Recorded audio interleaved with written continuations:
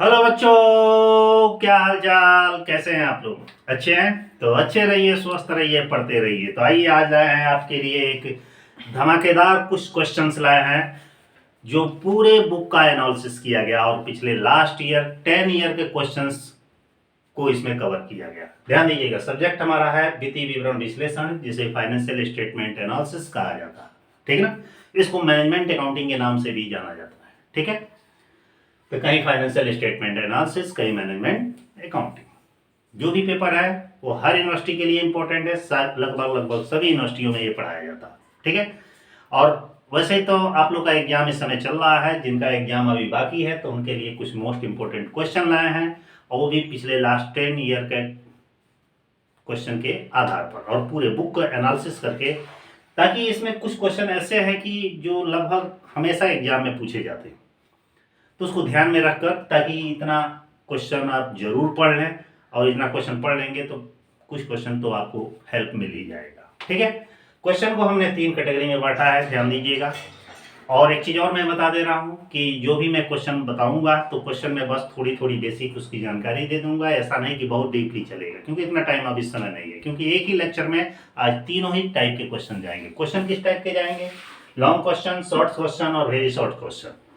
क्योंकि हर एग्जाम में 3 कैटेगरी के क्वेश्चन पूछे जाते हैं, बहुत बड़े, उससे छोटे और एकदम बिल्कुल छोटे। ठीक है, तो ज़्यादा क्वेश्चन नहीं बताएंगे, कुछ महत्वपूर्ण बस क्वेश्चन बताएंगे और उसके बारे में थोड़ा सा आंसर। तो सबसे पहले हम बता रहे हैं लॉन्ग क्वेश्चन। ठीक है, ध्यान दीजिएगा।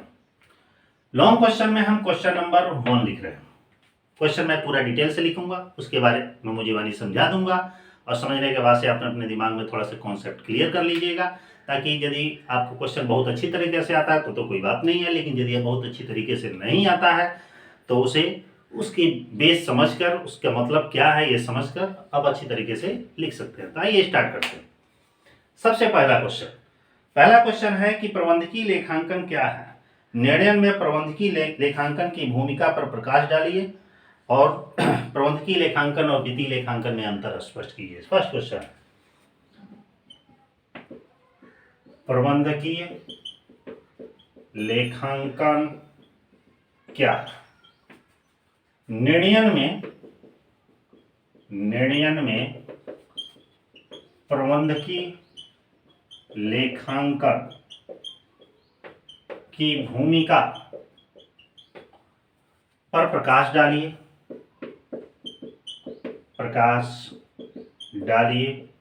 तथा वित्तीय व प्रबंधकीय लेखांकन में अंतर स्पष्ट कीजिए। फाइनेंशियल स्टेटमेंट एनालिसिस में ये ध्यान दीजिएगा कि हर साल मैनेजमेंट अकाउंटिंग, प्रबंधकीय लेखांकन से एक क्वेश्चन जरूर आता है, चाहे वो क्वेश्चन कुछ भी हो, ये तो कंफर्म नहीं है, लेकिन एक क्वेश्चन उससे रिलेटेड जरूर आता है। आइए शुरू करते हैं। ध्यान दीजिएगा कि इसमें 3 क्वेश्चन शामिल हैं। फर्स्ट है, प्रबंधकीय लेखांकन क्या है? निर्णय में प्रबंधकीय लेखांकन की भूमिका का वर्णन कीजिए, और वित्तीय लेखांकन और प्रबंधकीय लेखांकन में अंतर स्पष्ट कीजिए। छोटे छोटे इसमें 3 क्वेश्चन शामिल है। ये भी एक चीज और बता दें कि जो भी मैं क्वेश्चन बताऊंगा ये कोई जरूरी नहीं है कि लॉन्ग में ही मिले, शॉर्ट में भी मिल सकता है। हो सकता है वो पूरा क्वेश्चन ना पूछे, उसमें से कोई छोटा सा पार्ट्स पूछे, तो ऐसे भी हो सकता है। या हो सकता है उसमें शॉर्ट क्वेश्चन पूछ दे, वेरी शॉर्ट ना पूछे, तो कैसे भी क्वेश्चन पूछा जा सकता है। ठीक है, सबसे पहले समझते हैं कि प्रबंधकीय लेखांकन क्या है, मैनेजमेंट अकाउंटिंग होता क्या है। ध्यान दीजिएगा, किसी भी संस्था में बहुत सारे मैनेजर या प्रबंधक होते हैं। तो किसी भी संस्था में, जैसे छोटी मोटी संस्था है तो एक ही प्रबंधक होंगे, लेकिन यदि बहुत बड़ी संस्थाएं हैं तो वहाँ पे बहुत सारे प्रबंधक होंगे। तो यहाँ पे प्रबंधकीय कार्यकुशलता में, मतलब जो मैनेजर्स है उनकी कार्यकुशलता में वृद्धि जब किया जाता है, माने कुछ ऐसी तकनीकी अपनाई जाती है जिससे कि प्रबंधकीय कार्यकुशलता में वृद्धि हो सके, तो उसी को मैनेजमेंट अकाउंटिंग कहा जाता है। वैसे तो प्रबंधकीय कार्यकुशलता में वृद्धि करने से क्या होता है, व्यवसाय के प्रबंध तंत्र में भी वृद्धि होता है, क्योंकि किसी भी संस्था में जानते ही जब मैनेजर बेहतर रहेंगे तो कार्यकुशलता अच्छी तरीके से होगी, उनका प्लानिंग ठीक ठाक तरीके से होगा, डायरेक्शन ठीक तरीके से होगा, उनका ऑर्गेनाइजेशन सही, कंट्रोलिंग सही तरीके से होगा, और क्या मैनेजमेंट अच्छा होगा, और उसके बाद से कंट्रोलिंग अच्छा तरह से करेंगे, मोटिवेशन भी अच्छी तरीके से अपने एम्प्लॉय होगी। जब सारी चीज़ें बेहतर ढंग से कर लेंगे तो क्या होगा, प्रबंधन की कार्यकुशलता में वृद्धि स्वाभाविक है। और जब स्वाभाविक है तो यही हमारा मैनेजमेंट अकाउंटिंग कहा जाता है। मतलब जितने भी प्रबंधन की क्रियाकलापों हैं, उनके नीतियों, कार्यों, गुणों, स्वभावों, आदतों, व्यवहारों, ठीक ना, इनके बारे में जब अध्ययन किया जाता है तो यही हमारे मैनेजमेंट अकाउंटिंग कहा जाता है। प्रश्न इसमें एक चीज और उठता है कि जब भी डेफिनेशन लिखिएगा या उसका अर्थ लिखिएगा तो थोड़ा सा उसका करेक्टर जरूर लिख दीजिएगा। जैसे कि मैनेजमेंट अकाउंटिंग में क्या क्या होते हैं, इसकी क्या विशेषताएं होती हैं। तो विशेषता में है कि मैनेजमेंट अकाउंटिंग महत्वपूर्ण प्रकार के निर्णयों में सहायक होता है, इससे उद्देश्यों की प्राप्ति की जाती है, कारण और प्रभाव का इसमें विश्लेषण किया जाता है, कार्यक्षमता में वृद्धि की जाती है। ये सब इसके करेक्टर्स वगैरह है। यह भविष्य के आंकड़ों से संबंधित होता है क्योंकि इसमें पूर्वानुमान लगाया जाता है। और क्या होता है, इसमें विशेष प्रकार की तकनीकी का प्रयोग किया जाता है। प्रश्न इसमें एक चीज और दे रहा है कि प्रबंधकीय लेखांकन का निर्णयन में भूमिका, मतलब कि जो हमारा यह क्वेश्चन है, निर्णयन में भूमिका, निर्णयन में भूमिका किसकी भूमिका, प्रबंधकीय लेखांकन के निर्णयन में भूमिका। प्रबंधकीय लेखांकन के निर्णयन में क्या भूमिका होती है। पहले भूमिका होती है महत्वपूर्ण सूचनाओं का संकलन। पहला क्या होता है, महत्वपूर्ण सूचनाओं का संकलन, सूचनाओं का संकलन। प्रबंधकीय लेखांकन में महत्वपूर्ण प्रकार की सूचनाओं को एकत्र किया जाता है और उसके बाद से क्या किया जाता है, उन सूचनाओं का गहन अध्ययन किया जाता है, उनका क्या किया जाता है, डीपली स्टडी किया जाता है। इसके बाद से क्या किया जाता है, प्रबंधकीय लेखांकन में उसकी विश्वसनीयता और शुद्धता की जांच की जाती है। और क्या की जाती है, विश्वसनीयता व शुद्धता की जांच की जाती है। ध्यान दीजिएगा, यहाँ पे पॉइंट लिख रहे हैं, सब हेडिंग है। ऐसा नहीं कि मैं संक्षिप्त में लिखा हूं तो आप ये एग्जाम में संक्षिप्त में लिखे। इसे डिस्क्रिप्टिव क्वेश्चन है, लॉन्ग क्वेश्चन हमारा, तो पूरा एक्सप्लेन करके आप लिखेंगे। अगला क्या है, इससे व्यवसाय का विस्तार होता है। इससे क्या होता है, व्यवसाय का विस्तार होता है। और क्या होता है, इसके निर्णय में भूमिका क्या है, यह एनालिसिस करता है, यह विचरण का विश्लेषण करता है। यह निर्णय में इसकी महत्वपूर्ण भूमिका है। थोड़ा थोड़ा बस चल रहा है ताकि आपको बेस पता चल जाए। अब यहीं पे आता है एक और इससे रिलेटेड क्वेश्चन हमारा है कि वित्तीय लेखांकन और प्रबंधकीय लेखांकन में अंतर। मान लीजिए हमने एक और कर दिया कि वित्तीय लेखांकन, हमने कर दिया एक और वित्तीय लेखांकन और एक और कर दिया प्रबंधकीय लेखांकन, ठीक है। वित्तीय लेखांकन और प्रबंधकीय लेखांकन में क्या क्या अंतर है, ये अंतर जानना काफी जरूरी है क्योंकि ये वेरी शॉर्ट क्वेश्चन में भी आ सकता है, शॉर्ट क्वेश्चन में भी आ सकता है, कहीं भी ये क्वेश्चन पूछा जा सकता है। तो बताइए कि वित्तीय लेखांकन और प्रबंधकीय लेखांकन में मुख्य अंतर क्या है, कुछ बता सकते हैं। सबसे पहले आते हैं, किधर शुरू करें, वित्तीय लेखांकन से शुरू करें।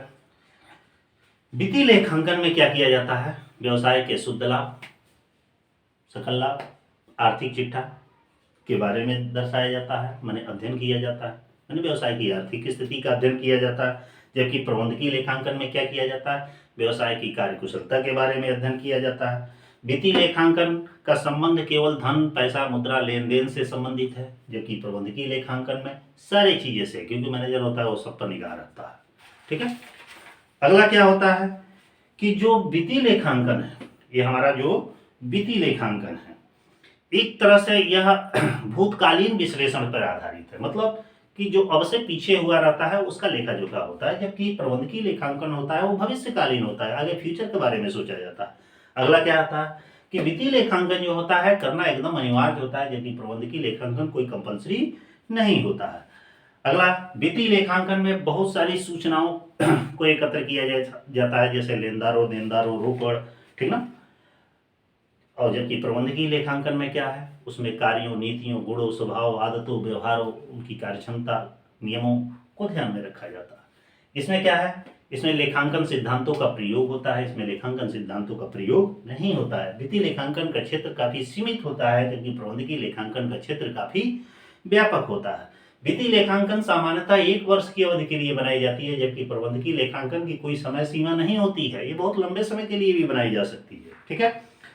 वित्तीय लेखांकन केवल अंशधारियों और बाह्य पक्षकारों के लिए उपयोगी होता है, जबकि प्रबंधकीय लेखांकन सबके लिए उपयोगी होता है।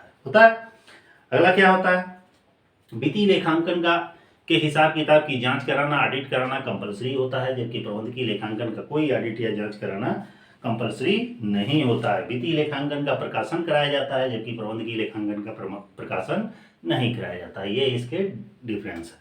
ठीक है, तो इस तरह एक क्वेश्चन कंप्लीट हो गया। अब इसको अपने दिमाग में सेट कर लीजिएगा, यदि इससे रिलेटेड क्वेश्चन आता है तो कैसे आप एक्सप्लेन करेंगे वो आपके ऊपर है। कुछ टेक्स्ट बुक में आज तक पढ़े ही होंगे, थोड़ी बहुत हमसे जानकारी ले लीजिए। चलिए आगे बढ़ते हैं, इसको मिटा रहे हैं। Second question, question number 2 long चल रहा है, लॉन्ग का क्वेश्चन नंबर 2। अब लॉन्ग का क्वेश्चन नंबर 2 इंपॉर्टेंट हमारा कौन सा है, आगे बढ़ते हैं। यह हमारा क्वेश्चन है वित्तीय विवरण से रिलेटेड। किस चीज से है, वित्तीय विवरण। वित्तीय विवरण विश्लेषण से आप क्या समझते हैं, ठीक है। वित्तीय विवरण विश्लेषण से आप क्या समझते हैं, इसके उद्देश्य वो महत्व पर प्रकाश डालिए। क्वेश्चन हमारा है वित्तीय विवरण विश्लेषण से आप क्या समझते हैं, इसके उद्देश्य व महत्व पर प्रकाश डालिए। ठीक है, ये हमारा क्वेश्चन है, इसको रख दो। नेक्स्ट ध्यान दीजिएगा, यहां भी 3 क्वेश्चन आपका रिलेटेड कि फाइनेंशियल स्टेटमेंट्स हमारा क्या होता है, इसके ऑब्जेक्ट क्या है और इसके इंपॉर्टेंस क्या है। मतलब कि हमारा वित्तीय विवरण विश्लेषण क्या होता है, जो हमारा फाइनेंशियल स्टेटमेंट है वो है क्या, ये उसके उद्देश्य क्या है, ये क्यों बनाए जाते हैं और इसके इंपॉर्टेंस क्या है, इसके महत्व क्या है, इसकी उपयोगिता क्या है।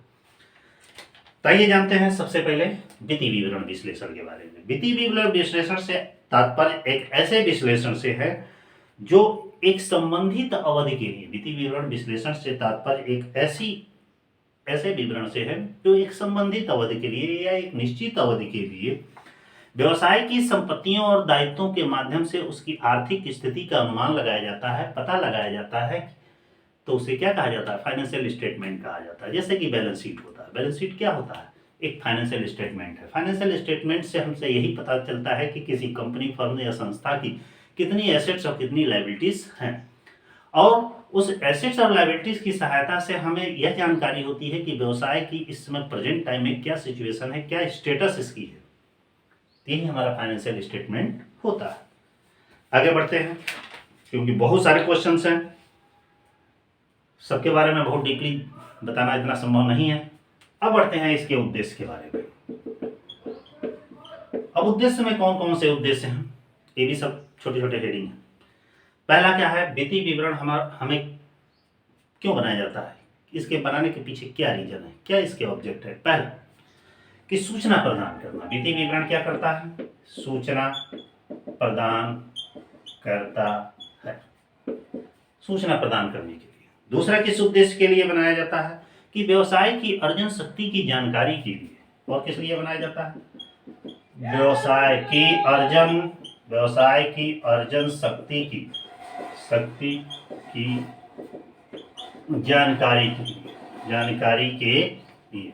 व्यवसाय की अर्जन शक्ति की जानकारी के लिए भी फाइनेंशियल स्टेटमेंट बनाया जाता है। और रोकड़ प्रवाह की जानकारी के लिए क्यों बनाया जाता है, रोकड़ प्रवाह की जानकारी के लिए, इसके लिए भी बनाया जाता है। और किस उद्देश्य से बनाया जाता है, और भी बहुत सारे हैं। प्रबंधकीय योग्यता का मूल्यांकन करने के लिए। और किस लिए बनाया जाता है, प्रबंध की योग्यता का मूल्यांकन करने के लिए। ये जल्दी जल्दी इसलिए लिख रहे हैं, बना रहे हैं कि ताकि आप लोगों को पास समय कम है, कम समय में थोड़ा सा ज्ञान कलेक्ट कर लीजिए। और किस लिए बनाया जाता है? वित्तीय पूर्वानुमान के लिए भी बनाया जाता है। किस लिए? वित्तीय पूर्वानुमान। वित्तीय पूर्वानुमान क्या है? मैंने वित्त से संबंधित आगे का अनुमान लगाना। और किस लिए बनाया जाता है? अगला है कि वित्तीय क्रियाओं के विवरण के लिए। जो हमारे वित्तीय क्रिया है, वित्तीय क्रियाओं के विवरण के लिए भी फाइनेंशियल स्टेटमेंट तैयार किया जाता है।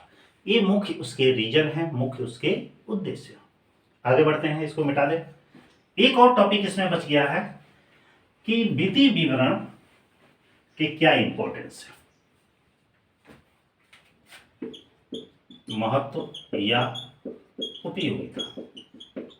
वित्तीय विवरण के क्या महत्व है, क्या इसकी उपयोगिता है?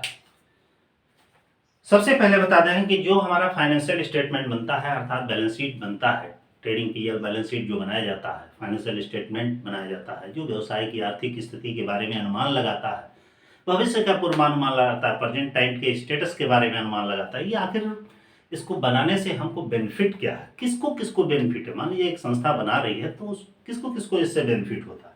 तो इसका बहुत लोगों को बेनिफिट होता है। जैसे एक प्रबंध के लिए उपयोगी, प्रबंध के लिए उपयोगी, प्रबंध के मतलब है मैनेजमेंट के लिए भी ये उपयोगी है, जो संस्था है उसके लिए भी उपयोगी है। और किसके लिए फायदेमंद होता है? ये विनियोजकों के लिए भी उपयोगी है। किसके लिए होता है?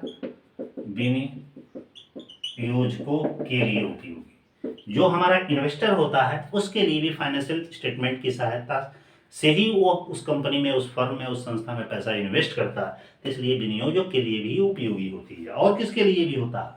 बैंक के लिए उपयोगी, बैंक के लिए उपयोगी। बैंक के लिए उपयोगी कैसे होता है? देखते होंगे बैंक बहुत सारे फाइनेंस करते हैं कंपनियों, संस्थाओं, फर्मों या बिजनेस को। तो बैंक फ्री में तो फाइनेंस करेंगे नहीं, उस बिजनेस के स्टेटस को देखकर ही फाइनेंस करेंगे, तो उसके लिए भी उपयोगी होता है। अगला, लेनदारों के लिए भी उपयोगी, लेनदारों के लिए उपयोगी। लेनदार के लिए उपयोगी कैसे होता है? लेनदार मतलब वो व्यक्ति जो कंपनी को कर्जा दिया, समझ रहे हैं ना? कर्जा दिया, कोई किसी को कर्जा कैसे देगा, उधार कैसे देगा, ऋण कैसे देगा? उसके स्टेटस को देख कर ही देगा। देख लेगा पहले कि वो देने योग्य है या नहीं है। यदि है तभी देगा, नहीं देने वाला है तो नहीं देगा। लेनदारों के लिए भी उपयोगी होता है। और किसके लिए उपयोगी है? कर्मचारियों के लिए उपयोगी, कर्मचारियों के लिए भी उपयोगी होता है। कैसे? कि बहुत सारे एम्प्लॉय जैसे काम करते हैं, तो हर एक कर्मचारी चाहता है कि बहुत बड़ी कंपनी में, ब्रांडेड कंपनी में, नामी कंपनी में, जहाँ बहुत सारी फैसिलिटियाँ मिलती हैं, वहाँ पे हम क्या नाम है हम काम करें, तो उसके लिए भी उपयोगी होता है। और किसके लिए उपयोगी होता है? सरकार के लिए भी उपयोगी होता है। सरकार के लिए उपयोगी। सरकार के लिए कैसे उपयोगी होता है? भाई फाइनेंशियल स्टेटमेंट के आधार पर ही वो टैक्स का निर्धारण करती है। वो जानेगी कि भाई कि कितना फायदा कमा रहा है, उसी हिसाब से हम टैक्स वसूल करें। और किसके लिए होता है? स्कंद विपणी के लिए उपयोगी, स्कंद विपणी के लिए, स्टॉक एक्सचेंज के लिए भी उपयोगी होता है। और बहुत सारे लोगों के लिए उपयोगी होता है, जैसे व्यापार संघ के लिए उपयोगी होता है, अधिकारियों के लिए उपयोगी होता है। कहने का मतलब है कि फाइनेंशियल स्टेटमेंट है जो सबके लिए उपयोगी होता है। तो इस तरह ही आपका 2 क्वेश्चन कंप्लीट। ठीक है, आगे बढ़ते हैं क्वेश्चन नंबर 3 की।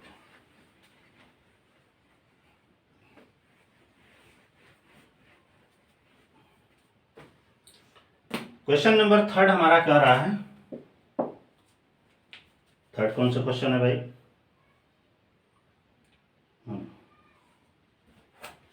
आगे बढ़ते हैं।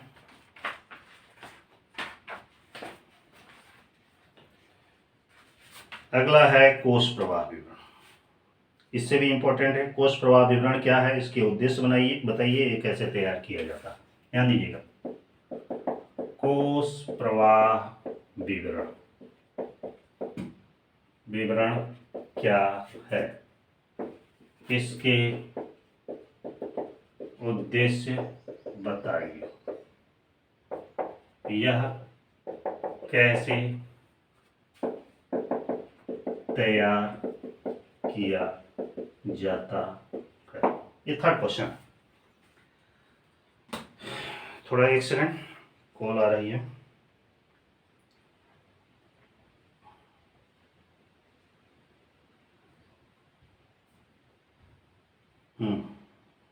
कोष प्रभाव। अब समझिए कोष प्रवाह विवरण, इसमें भी 3 क्वेश्चन है। ये कैसे तैयार किया। लॉन्ग में अक्सर 2 या 3 टॉपिक आपको मिलेंगे, ठीक। अब इसमें शॉर्ट या वेरी शॉर्ट तो बहुत बन जाएगा। 3 समझिए, वेरी शॉर्ट है। समझिएगा कोष क्या है। कोष माने होता है फंड। यहां फंड से तात्पर्य होता है कार्यशील पूंजी से, वर्किंग कैपिटल से।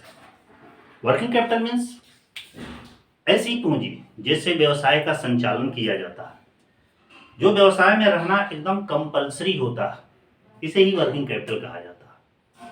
क्योंकि व्यवसाय में बहुत टाइप की पूंजी होती है, जैसे मान लीजिए कि उसमें से एक कार्यशील पूंजी होती है। देखते होंगे दुकान में या बिजनेस में हमेशा कुछ पूंजी बैलेंस करके रखी जाती है कि उसी से ट्रांजेक्शन हमेशा किए जाते हैं, वो पैसा हमेशा आता जाता रहता है, वही हमारी वर्किंग कैपिटल है। इसको फार्मूले से भी सिद्ध करते हैं, जब करंट एसेट्स में से करंट लायबिलिटी को घटाया जाता है तो हमारी वर्किंग कैपिटल कहलाती है। वर्किंग कैपिटल मीन्स कार्यशील पूंजी। कार्यशील पूंजी का मतलब है जिससे व्यवसाय का संचालन किया जाता है। अब यहाँ कोष का प्रवाह, फंड का प्रवाह कैसे होता है। एग्जाम्पल के तौर पर मान लीजिए कि ये टंकी से एक पाइप लगा है। समझिएगा ये पाइप कुछ ऐसे चला और यहाँ पे टूटी है। इसमें से पानी की बूंदें ऐसे गिर रही, इसमें से इसका निकासी हुआ, ठीक है। अब इसमें से बाहर ऐसे निकल रहा है। अब यहां पे ध्यान दीजिएगा, यहां कोष प्रवाह कैसे होगा। पानी आया, टंकी में इकट्ठा हो गया, अब इसमें से बाहर हो गया। समझ गए इसका मतलब क्या होता है। इसका मतलब ये होता है कि जो फंड है, ये फंड के हमारे स्रोत है, सोर्सेस ऑफ फंड, स्रोत है। और ये प्रवाह, कहने का मतलब है ये एक तरह से आपका हुआ इनफ्लो और ये कहलाएगा आउटफ्लो। कहलाएगा पैसा आया, जमा हुआ, यहां से निकल गया फिर किसी काम में, फिर ऐसे आएगा जाएगा, यही हमारा कोष प्रवाह। अब यहां पे प्रश्न में कह रहा है कि कोष प्रवाह विवरण के क्या उद्देश्य हैं। कोष प्रवाह विवरण के बताइए क्या उद्देश्य होते हैं। यहां पे एक चीज और जानिए, कोष के ये स्रोत कहलाएंगे, कोष के उपयोग कहलाएंगे। इसको दूसरे भाषा में समझ लीजिए, कहीं से भी हम कोई भी कार्य किए हैं, वहां से जब पैसे की मुझे प्राप्ति हुई तो ये हमारा स्रोत कहलाएगा। मान लीजिए हम नौकरी किए, कमाए, बिजनेस किए, पैसा आया, आ गया, स्रोत। अब ऐसा नहीं है कि केवल आएगा आएगा, जाएगा भी। अब हम अपने दैनिक जीवन के कार्यों में जो भी चीजें उपयोग कर रहे हैं तो उसको उपयोग करने के लिए हमको खर्च करना पड़ेगा, वो हमारा उपयोग कहलाएगा, ठीक है। अब प्रश्न में पूछा जा रहा है कि उसके उद्देश्य आप बताइए, कोष प्रवाह विवरण के कौन कौन से उद्देश्य। तो वैसे तो कोष प्रवाह जो विवरण है यह कोष के स्रोत और उपयोग की जानकारी के लिए बनाया जाता है, लेकिन इसके बनाने के पीछे बहुत सारे रीजन हैं, इसके उद्देश्य, ठीक है। जैसे कोष प्रवाह विवरण बनाने से हमको पहली जानकारी ये होती है कि पता चलता है कि एक निश्चित अवधि में हमें लाभ कहां से प्राप्त हुए, एक निश्चित अवधि में हमें धन की प्राप्ति कहां से हुई है, एक निश्चित अवधि में हमने पैसा कहां पर खर्च किया है। इससे यह भी पता चलता है कि हमने अपने कर्मचारियों को लाभांश कितना, अंशधारियों को लाभांश कितना दिया है, कर्मचारियों को बोनस कितना दिया है, यदि कार्यशील पूंजी कम हो रही है तो कम क्यों हो रही है, वृद्धि हो रही है तो वृद्धि होने के पीछे क्या रीजन है, प्रबंध का विस्तार कहाँ तक किया गया है, कहाँ तक करने की संभावना है, ऋणों की अदायगी की माने ऋणों के भुगतान के संबंध में हमने क्या प्रक्रिया अपनाया है, कहाँ तक किया गया है, अंशों में वृद्धि कैसे की गई है, ठीक ना। कार्यशील पूंजी के लिए वित्त की व्यवस्था हम कहाँ से करेंगे, किस प्रकार से करेंगे, ठीक ना। हानि होने के बावजूद भी कार्यशील पूंजी व्यवसाय में बनी है, आखिर क्यों बनी है, इन सारे प्रश्नों का उत्तर कोष प्रवाह विवरण से प्राप्त होगा। ठीक है। प्रश्न अब ये भी उठता है कि ये कोष प्रवाह विवरण कैसे तैयार किया जाता है, तो ध्यान दीजिएगा तैयार करने की विधि। कोष प्रवाह विवरण तैयार करने के लिए सबसे पहले हम बनाते हैं statement of working capital, working capital ये बनाया जाता है। दूसरा बनाया जाता है कि fund from operation, fund from operation, और तीसरा बनाया जाता है फंड फ्लो। इन्हीं तीनों स्टेटमेंट की सहायता से हम फंड फ्लो तैयार करते हैं। अब यहां पे समझिए वर्किंग कैपिटल क्या है। वर्किंग कैपिटल मतलब कार्यशील पूंजी, जिससे हमारी कार्यशील पूंजी आती है जाती है, और किससे आती जाती है, करंट एसेट्स और करंट लायबिलिटीज का सीधे संबंध करंट एसेट्स और करंट लायबिलिटीज से होता है।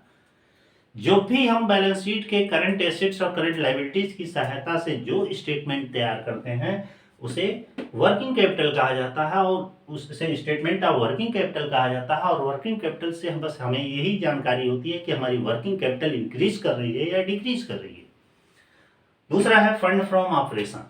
फंड फ्रॉम ऑपरेशन में हम उसका संबंध सीधे प्रॉफिट से होता है और एक्सपेंसेस और इसके इनकम से होता है। जिस तरह प्रॉफिट एंड लॉस में देखते होंगे कुछ एक्सपेंसेस होते हैं और कुछ इनकम्स होते हैं, ठीक ना।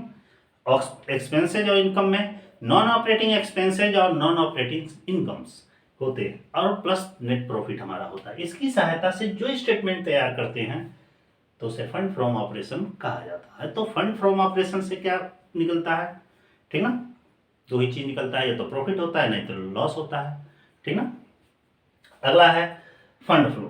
फंड फ्लो बनाने के लिए हम एक स्टेटमेंट को दो पार्टों में बांट देते हैं, sources of fund, sources of fund, और application of fund, application of fund. ये दो पार्टों में बांट दिया जाता है। और सोर्सेस ऑफ फंड का मतलब क्या होता है कि जिन जिन स्रोतों से, जिन जिन माध्यमों से पैसे की प्राप्ति होती है, आवागमन होता है, आता है पैसा, तो उसे सोर्सेस ऑफ फंड कहा जाता है। और जिन स्रोतों से पैसा जाता है इसे क्या कहा जाता है, उपयोग कहा जाता है। जैसे एग्जाम्पल के तौर पर हमने किसी कंपनी के शेयर जारी किए, डिवेंचर्स जारी किए, तो हमारी पूंजी की प्राप्ति हुई, पैसे की प्राप्ति हुई, तो सोर्सेस कहलाएगा। या कहीं से हमने कर्जा लिया तो भी सोर्सेस कहलाएगा। लेकिन यहीं पर कोई अस्थायी संपत्ति को हमने क्रय किया तो एप्लीकेशन कहलाएगा, उसको उसका उपयोग कहलाएगा, ठीक ना।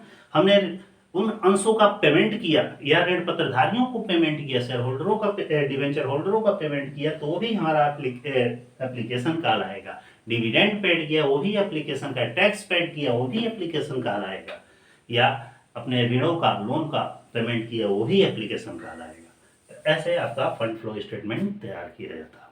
आगे बढ़ते हैं क्वेश्चन नंबर 4 की, क्योंकि इसको बहुत एक्सप्लेन करते रहेंगे तो समय भी नहीं मिलेगा, क्वेश्चन भी पूरा नहीं हो पाएगा। आगे बढ़ते हैं कि अगला क्वेश्चन क्या है।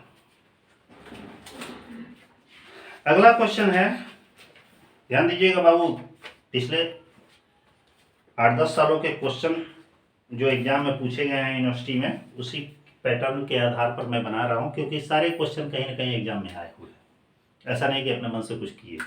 हाँ, मुझे ये लगा कि काफ़ी इम्पोर्टेंट है, अक्सर एग्जाम में पूछे जाते हैं, तो मैंने ये क्वेश्चन आपको बता रहा हूँ। हाँ, आगे बढ़ते हैं। अगला जो हमारा क्वेश्चन है इम्पोर्टेंट जो है, ये हो गया कोष प्रवाह, प्रबंधकीय लेखांकन, रोकड़ प्रवाह। ध्यान दीजिएगा, अब यहां पे समझिए कि रोकड़ प्रवाह क्या है। क्वेश्चन हमारा है कि रोकड़ प्रवाह क्या है, ये कैसे तैयार किया जाता है, इसके उपयोगों की विवेचना कीजिए। रोकड़ 4 नंबर क्वेश्चन है, रोकड़ प्रवाह विवरण क्या है, यह कैसे तैयार किया जाता है, इसके उपयोगों की विवेचना कीजिए। ध्यान दीजिएगा, यह भी मैंने क्वेश्चन रोकड़ प्रवाह, इसके जस्ट पहले फंड फ्लो मैंने कोष प्रवाह बताया।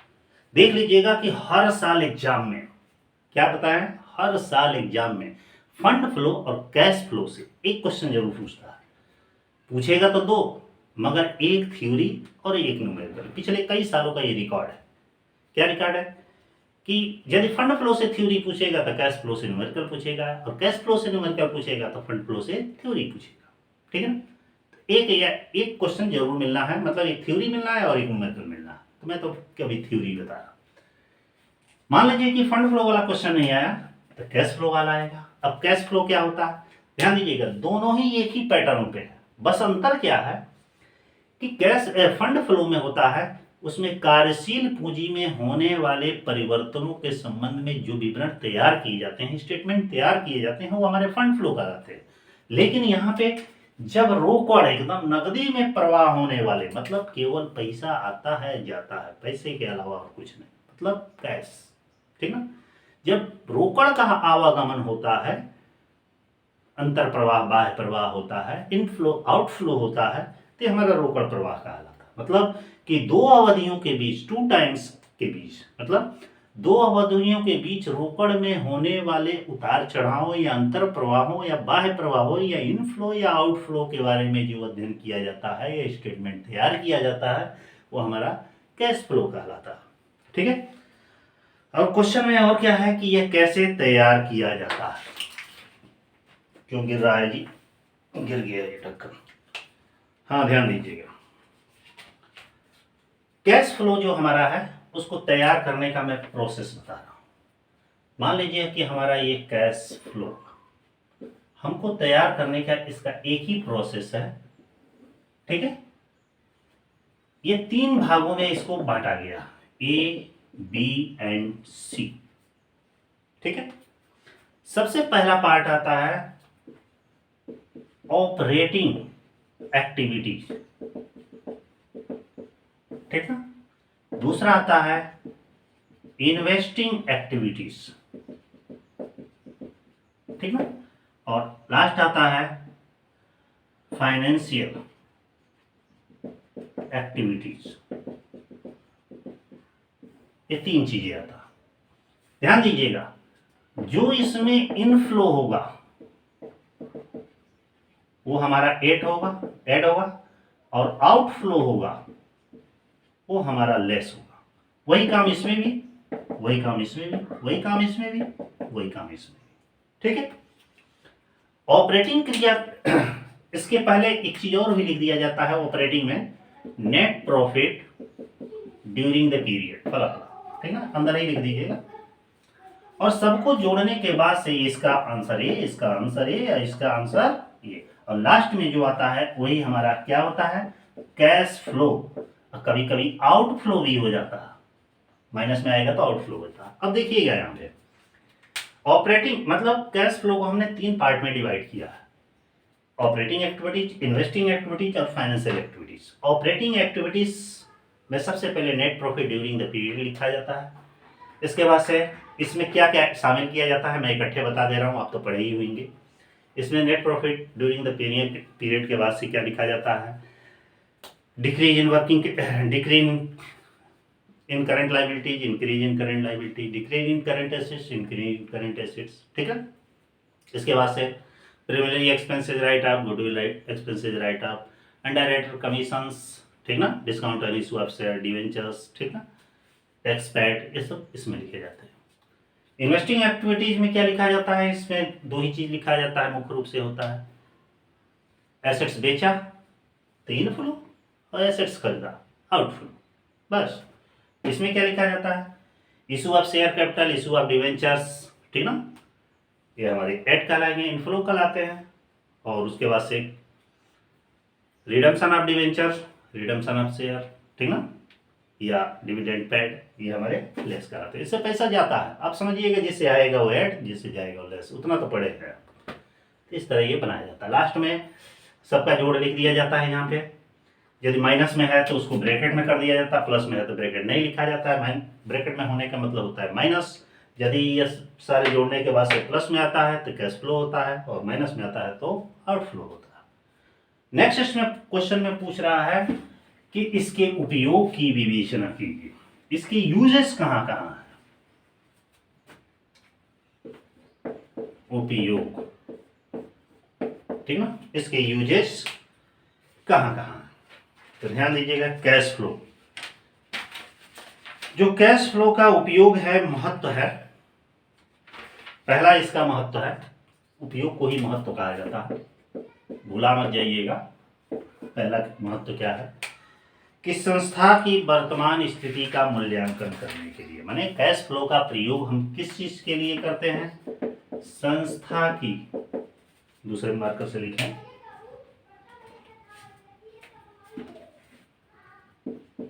संस्था की वर्तमान स्थिति का मूल्यांकन करने के लिए भी बनाया जाता है। और किस वजह से बनाया जाता है?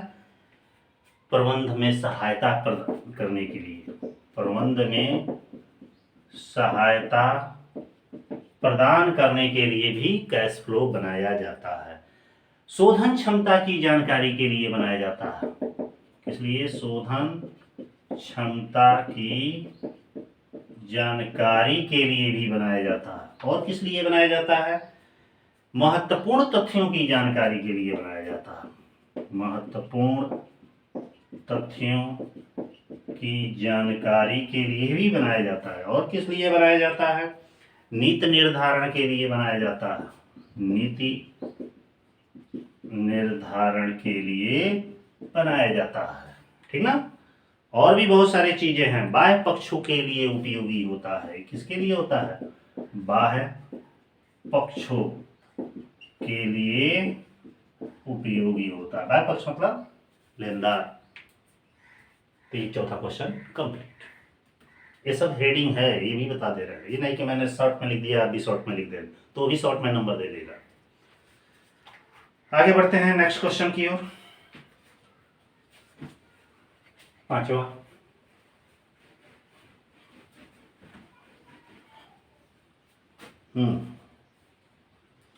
फाइव क्वेश्चन है लॉन्ग का, बस 5 ही क्वेश्चन देंगे, ज्यादा नहीं देंगे। प्रमाप लागत से आप क्या समझते हैं? हमारा क्वेश्चन है, प्रमाप लागत से आप क्या समझते हैं? प्रमाप लागत से आप क्या समझते हैं? आगे क्या कह रहा है? प्रमाप लागत से आप क्या समझते हैं? इसके किधर गया जी? प्रमाप लागत से आप क्या समझते हैं? किस प्रकार प्रमाप निर्धारित किए जाते हैं? उदाहरण से प्रस्तुत कीजिए। किस प्रकार प्रमाप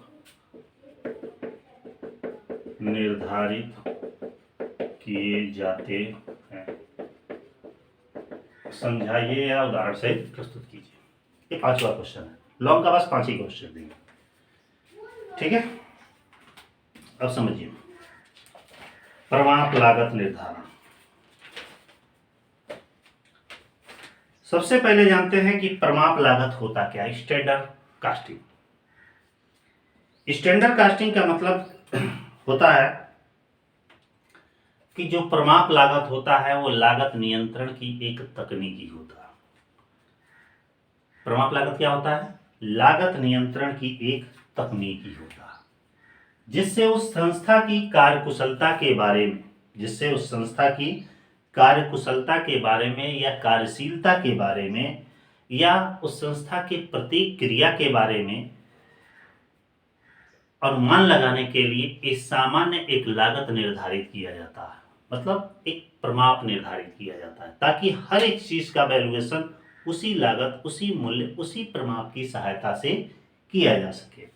अर्थात पूर्व निर्धारित उद्देश्यों की प्राप्ति के लिए, पूर्व निर्धारित उद्देश्यों की प्राप्ति के लिए जो लागत निर्धारित किए जाते हैं उसे प्रमाप लागत में कहा जाता है। प्रमाप लागत में विचरणों को ज्ञात किया जाता है, विचरण होता है वेरिएंस को ज्ञात किया जाता है, मतलब उससे यह अनुमान लगाया जाता है कि यह लागत होने पर यह अनुकूल प्रतिक्रिया देगा या प्रतिकूल प्रतिक्रिया देगा, माने अनुकूल अवस्था में रहेगा या प्रतिकूल अवस्था में रहेगा। यदि उसमें कुछ आवश्यक कमियां पड़ती है तो उस पर सुधारात्मक कार्यवाही भी किया जाता है। अब इसकी जब भी डेफिनेशन या इसका अर्थ लिखिएगा तो उसके डेफिनेशन को छोटे छोटे टुकड़ों में माने भागों में बांट दीजिएगा जो उसके करेक्टर्स हो जाएंगे। प्रमाप लागत की करेक्टर्स क्या है, मैंने उसमें हेडिंग नहीं डालना है, आपको डायरेक्ट लिखना है। जब उसका 2 लाइन 4 लाइन में अर्थ लिख देंगे कि प्रमाप लागत की कुछ महत्वपूर्ण विशेषताएं पाई जाती हैं। वो विशेषता में क्या होता है कि प्रमाप लागत प्रमापों का निर्धारण करता है, यह वास्तविक लागत का भी निर्धारण करता है, यह लागत का अभिलेखन करता है, यह तुलनात्मक अध्ययन करता है, यह विचरण तैयार करता है और क्या करता है, यह विचरणों की खोज करता है, विकल्पों का पता लगाता है और लास्ट में यह प्रबंध को रिपोर्ट भी करने का कार्य करता है। तो ये सभी लागतों को मिलाकर क्या कहा जाता है, प्रबंध लागत कहा जाता है। अब यहाँ पे ये किस प्रकार निर्धारित किए जाते हैं, तो यहाँ पे एक इसके उद्देश्य भी लिख दीजिएगा कि ऑब्जेक्ट क्या है, ये किस उद्देश्य से बनाए जाते हैं। तो पहला है कि कार्यकुशलता में वृद्धि करने के लिए, किस लिए बनाए जाते हैं, कार्यकुशलता में वृद्धि करने के लिए भी प्रमाप लागत निर्धारित की जाती है। और किस उद्देश्य से निर्धारित किए जाते हैं, उत्तरदायित्वों का निर्धारण करने के लिए। और किस लिए, उत्तरदायित्वों का निर्धारण करने के लिए भी प्रमाप लागत निर्धारित किए जाते हैं। पूरे लागत को नियंत्रण करने के लिए भी प्रमाप लागत निर्धारित किए जाते हैं। और किस उद्देश्य से किए जाते हैं, बजटरी नियंत्रण को प्रभावशाली बनाने के लिए भी किए जाते हैं। किस लिए किए जाते हैं, बजटरी नियंत्रण को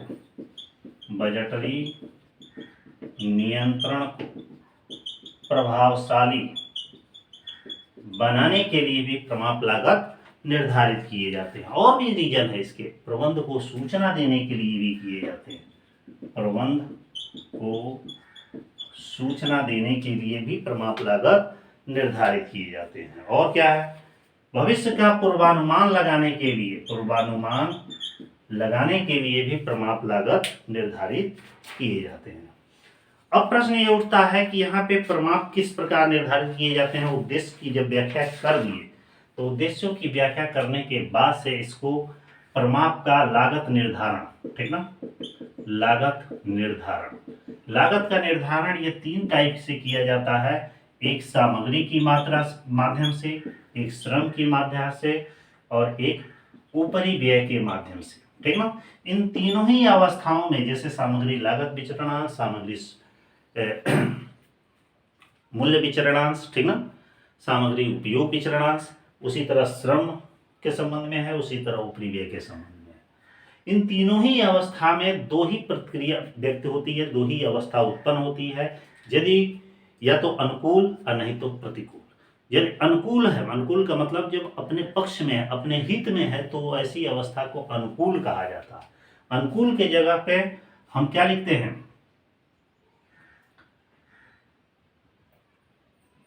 एक होता है अनुकूल और एक होता है प्रतिकूल। एक जगह पे ए लिखते हैं और एक जगह पे यूएफ लिखते हैं। अनुकूल की अवस्था में ए1 एडवर्स और प्रतिकूल की अवस्था में यूएफ लिखा जाता है। पूरा एक्सप्लेन कर लीजिएगा, ठीक ना। तो इस तरह लॉन्ग का क्वेश्चन आपका ये समाप्त हो गया। अब आते हैं शॉर्ट क्वेश्चन। तो थोड़ा 1 मिनट का ब्रेक चाहेंगे, फिर आपको शॉर्ट क्वेश्चन भी बता रहे हैं।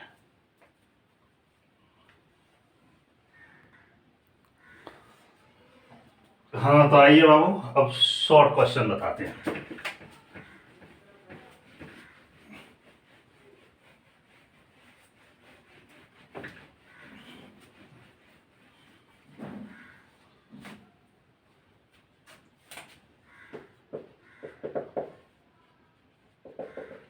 शॉर्ट क्वेश्चंस, ठीक है। जब भी शॉर्ट क्वेश्चन मैं लिखूंगा तो एक के साथ दो क्वेश्चन रहेगा, जैसे question number A and B, ऐसे रहेगा। तो आइए शुरू करते हैं। सबसे पहला हमारा जो क्वेश्चन है, लेखांकन की कौन कौन सी अवधारणाएं। क्वेश्चन है, लेखांकन की कौन कौन सी अवधारणाएं हैं, संक्षेप में समझाइए, संक्षेप में समझाइए, ठीक है। और बी हमारा जो क्वेश्चन होगा,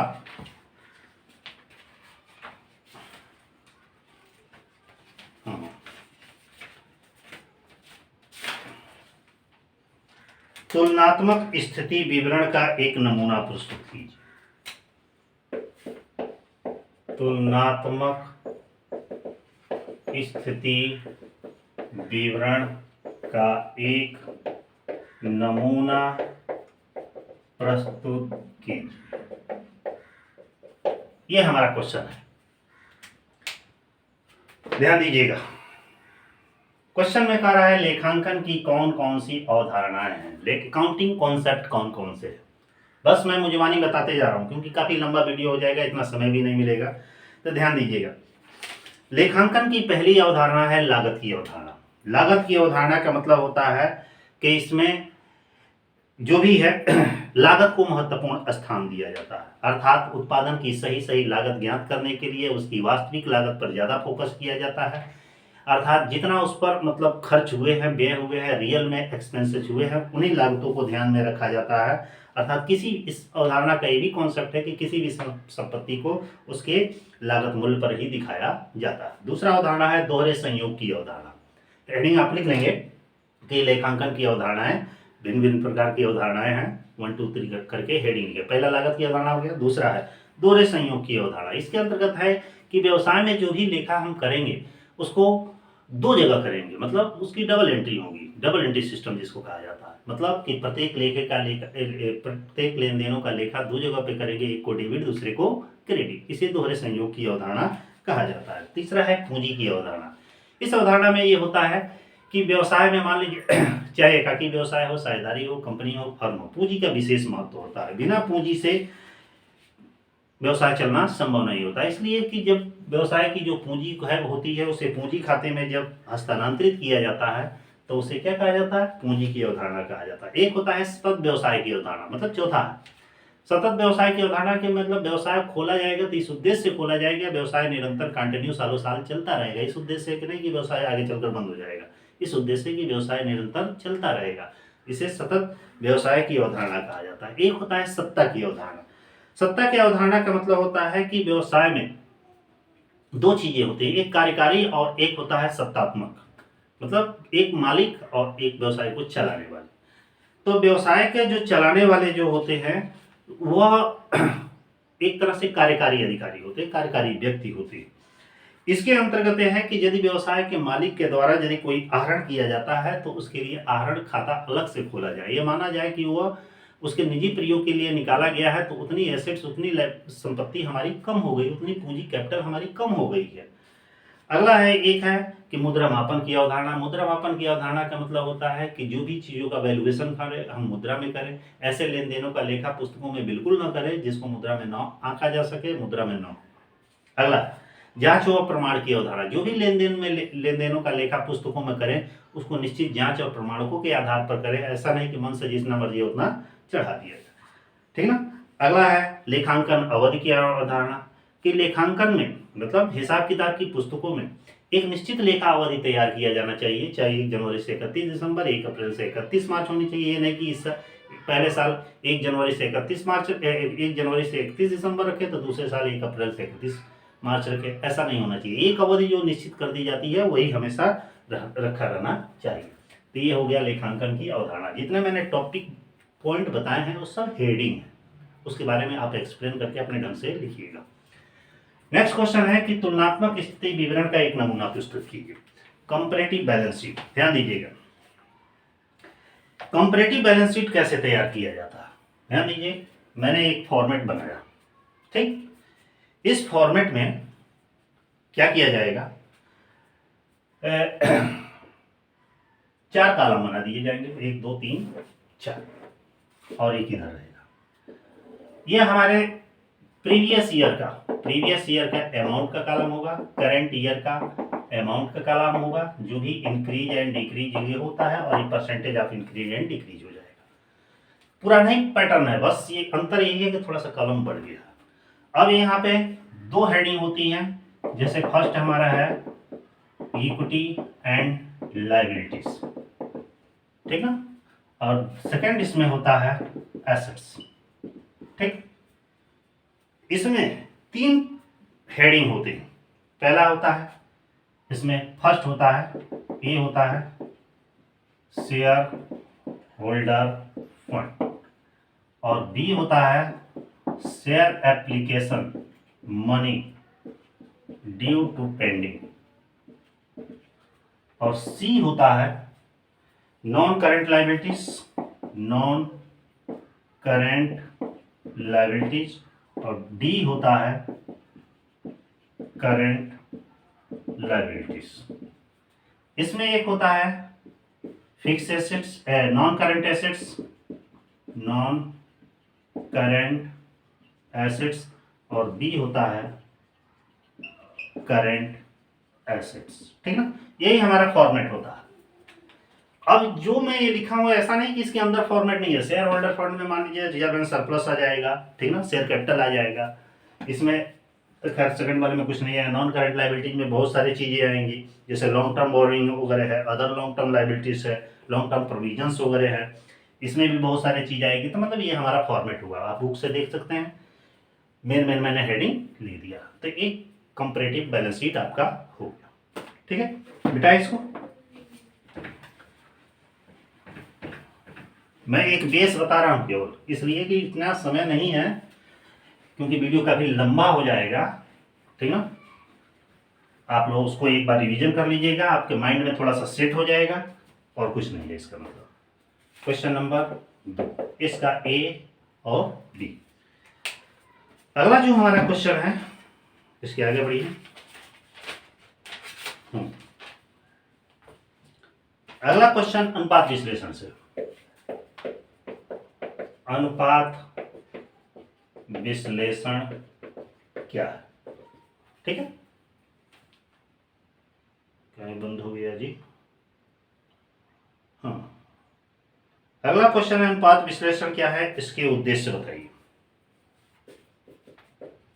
इसके उद्देश्य बताइए। और दूसरा क्वेश्चन इसमें है, इसी से रिलेटेड क्वेश्चन है, वो आपका है सकल लाभ अनुपात क्या है, उदाहरण सहित प्रस्तुत कीजिए। सकल लाभ अनुपात क्या है, उदाहरण सहित प्रस्तुत कीजिए। ठीक ना, ये 2 क्वेश्चन है। आइए इसको समझाते हैं। सबसे फर्स्ट क्वेश्चन है अनुपात विश्लेषण, रेशियो एनालिसिस। रेशियो एनालिसिस क्या होता है? देखिए, किसी भी संस्था में वित्तीय विश्लेषण करना एक काफी इंपॉर्टेंट चीज होता है। ठीक ना, और वित्तीय विवरणों का जब विश्लेषण किया जाता है, और उसको विश्लेषण को जब परसेंटेज में, प्रतिशतों में, एक निश्चित अनुपातों में व्यक्त किया जाता है, तो ही हमारा अनुपात विश्लेषण होता है। सिंपल तौर पे, जब हम किसी भी कंपनी या संस्था का लाभ हानि खाता और बैलेंस शीट तैयार करते हैं, उन लाभ हानि खाता और बैलेंस शीट के मदों का आपस में जब तुलनात्मक अध्ययन किया जाता है, ऐसा तुलनात्मक अध्ययन जिसे एक रेशियो में व्यक्त किया जाता है, वो रेशियो कुछ भी हो सकता है। साधारण रेशियो भी हो सकता है, जैसे 2:1, 1:2। वो रेशियो प्रतिशत अनुपात भी हो सकता है, 10%, 5%, 15%, 20%, 50%। वह रेशियो दर भी हो सकता है, जैसे गुना, 2 गुना, 4 गुना, 5 गुना, 10 गुना। इस आधार पर व्यक्त किया जाता है, तो ये हमारा अनुपात विश्लेषण कहा जाता है। अब बारी आती है इसके उद्देश्य की, कि आखिर अनुपात विश्लेषण हम किस उद्देश्य की पूर्ति के लिए करते हैं। तो अनुपात विश्लेषण कहाँ फायदेमंद होता है, क्यों किया जाता है? तो सबसे पहला, अनुपात विश्लेषण का पहला उद्देश्य है कि यह निर्णय में सहायक होता है, मतलब किसी भी प्रकार का डिसीजन लेने में काफी फायदेमंद होता है। दूसरा चीज, यह वित्तीय पूर्वानुमान और नियोजन में सहायक होता है, मतलब फाइनेंशियल कोई भी प्लानिंग करते हैं, योजना बनाते हैं, उसका पूर्वानुमान लगाते हैं, इसमें रेशियो एनालिसिस की महत्वपूर्ण भूमिका होती है। तीसरा है, इस समन्वय में व्यवसाय में सामंजस्य तालमेल बनाए रखने में भी वित्तीय रेशियो एनालिसिस का महत्वपूर्ण योगदान है। अगला है, यह व्यवसाय को नियंत्रित करने में भी इसका महत्वपूर्ण योगदान, मतलब व्यवसाय के नियंत्रण करने में यह सहायता प्रदान करता है। अगला, व्यवसाय की कुशलता का मूल्यांकन करने में भी अनुपात विश्लेषण की महत्वपूर्ण भूमिका होती है। अगला, यह व्यवसाय के संवहन में कम्युनिकेशन में भी रेशियो एनालिसिस काफी हेल्पफुल होता है। अगला है, यह दो या दो से अधिक कंपनियों का तुलनात्मक अध्ययन, कंपैरेटिव मतलब कंपैरिजन करने में भी काफी हेल्पफुल रेशियो एनालिसिस होता है। रेशियो एनालिसिस लास्ट है, यह अज्ञात राशियों की जानकारी करने में भी काफी सहायता प्रदान करता है। ये अनुपात विश्लेषण के उद्देश्य हो गए। ठीक है, आगे बढ़ते हैं। प्रश्न में कह रहा है सकल लाभ अनुपात क्या है? सकल लाभ अनुपात, ठीक ना, gross profit ratio, GP ratio. ध्यान दीजिएगा, सिंपल सा इसका सूत्र याद जरूर कर लीजिएगा, क्योंकि सूत्र के आधार से रेशियो एनालिसिस का हर चीज सॉल्व कर सकते हैं। Gross profit ratio equal to होता है gross profit upon net sale into 100 होता है। यदि इसका अर्थ लिखना का आएगा तो आप कैसे लिखेंगे कि वह अनुपात जो सकल लाभ और शुद्ध लाभ के बीच अनुपातिक संबंध, मतलब सकल लाभ और शुद्ध लाभ के बीच संबंधों को व्यक्त करता है, तो उसे सकल लाभ अनुपात कहा जाता है। यह अनुपात व्यवसाय की लाभदायकता का अनुमान लगाने में काफी महत्वपूर्ण योगदान देता है। यह अनुपात दो संबंधी एक होने पर सबसे उत्तम या आदर्श माना जाता है। यह व्यवसाय की लाभदायकता या शोधन क्षमता के बारे में जानकारी प्रदान करता है, ठीक ना। यह अनुपात जितना ही अधिक होगा, व्यवसाय की लाभदायकता उतनी ही अधिक होगी। ठीक है, इस पर कोई भी एक छोटा मोटा एग्जाम्पल दे दीजिएगा, ठीक ना। एक चीज और भी बता दे रहे हैं कि ग्रॉस प्रॉफिट निकालने का भी फार्मूला बता दीजिएगा। बहुत सारे ग्रॉस प्रॉफिट निकालने का फार्मूला है कि ग्रॉस प्रॉफिट इक्वल टू क्या होता है, net sale minus cost of goods sold भी होता है। और भी बहुत सारे फार्मूले होते हैं, जैसे कि मान लीजिए कि ओपनिंग ऐसे आइए, net sale plus closing stock minus opening stock minus purchase minus direct expenses equal to gross profit भी होता है। बहुत सारे फार्मूले होते हैं। नेट सेल निकालने का फार्मूला आ जाइए कि नेट सेल फार्मूला होता है इसका कि total sale minus sales return होता है। ये सब आप लिख सकते हैं, ठीक है। पूरा विधिवत जितना चाहे उतना एक्सप्लेन कर सकते हैं। तो ये दूसरा क्वेश्चन भी पूरा विधिवत पढ़ लीजिएगा आप लोग। आगे बढ़ते हैं 3 नंबर क्वेश्चन पे।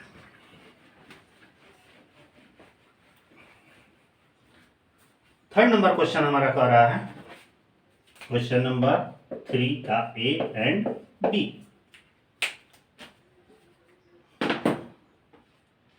थर्ड नंबर क्वेश्चन क्या है भाई, थोड़ा देख लें, मैं भी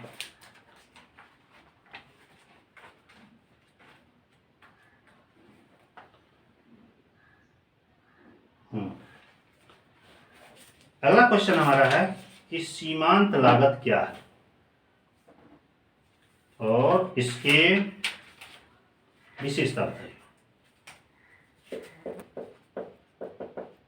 सीमांत लागत क्या है, इसकी विशेषताएं बताइए। और बी इसका क्या है,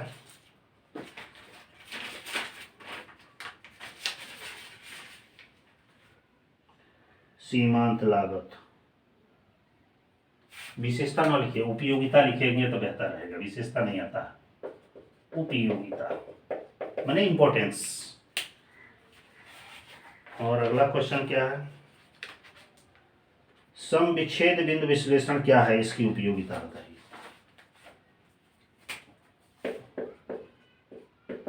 सम विच्छेद बिंदु विश्लेषण क्या है, इसकी उपयोगिता बताइए। ध्यान दीजिए, 3 नंबर हमारा इंपॉर्टेंट क्वेश्चन ये। सबसे पहले जानते हैं कि सीमांत लागत क्या है। सीमांत लागत किसको कहा जाता है? ध्यान दीजिएगा, जो हमारे लागत होते हैं इसके 2 भाग होते हैं, ठीक ना। एक होता है स्थिर लागत और दूसरा होता है परिवर्तनशील लागत। इन दोनों को मिलाकर कुल लागत कहा जाता है, ठीक। तो यहां सीमांत लागत का मतलब ये हो गया परिवर्तनशील लागत। सीमांत लागत बराबर क्या होता है? परिवर्तनशील लागत। सीमांत लागत को कई नामों से भी जाना जाता है, जैसे प्रत्यक्ष लागत, परिवर्तनशील लागत, भेदात्मक लागत या और भी कई लागत, वृद्धि लागत के भी नाम से जाना जाता है। मतलब किसी खास समय में दिए गए उत्पादित की जाने वाली अंतिम इकाई की सीमांत इकाई और सीमांत इकाई की लागत को सीमांत लागत कहा जाता है। सीमांत लागत को हम कैसे ज्ञात करते हैं? इसका एक फार्मूला है, एक सीमांत लागत का समीकरण समीकरण हमारा होता है TC equal to FC, TC equal to FC plus क्या होता है? VX। TC यहां मतलब होता है कि टोटल कास्ट और FC मतलब होता है हमारा फिक्स कास्ट और V माने होता है variable cost per unit. V equal to होता है वेरिएबल कास्ट पर यूनिट और X इक्वल टू होता है प्रोडक्शन इन यूनिट्स, ठीक है। अब इसके कुछ यूजेज भी है, उपयोगिता है, उपयोगिता या लाभ भी कह सकते हैं। इसका एक लाभ भी नाम है। इसके सीमांत उपयोगिता से हमको क्या फायदा होता है?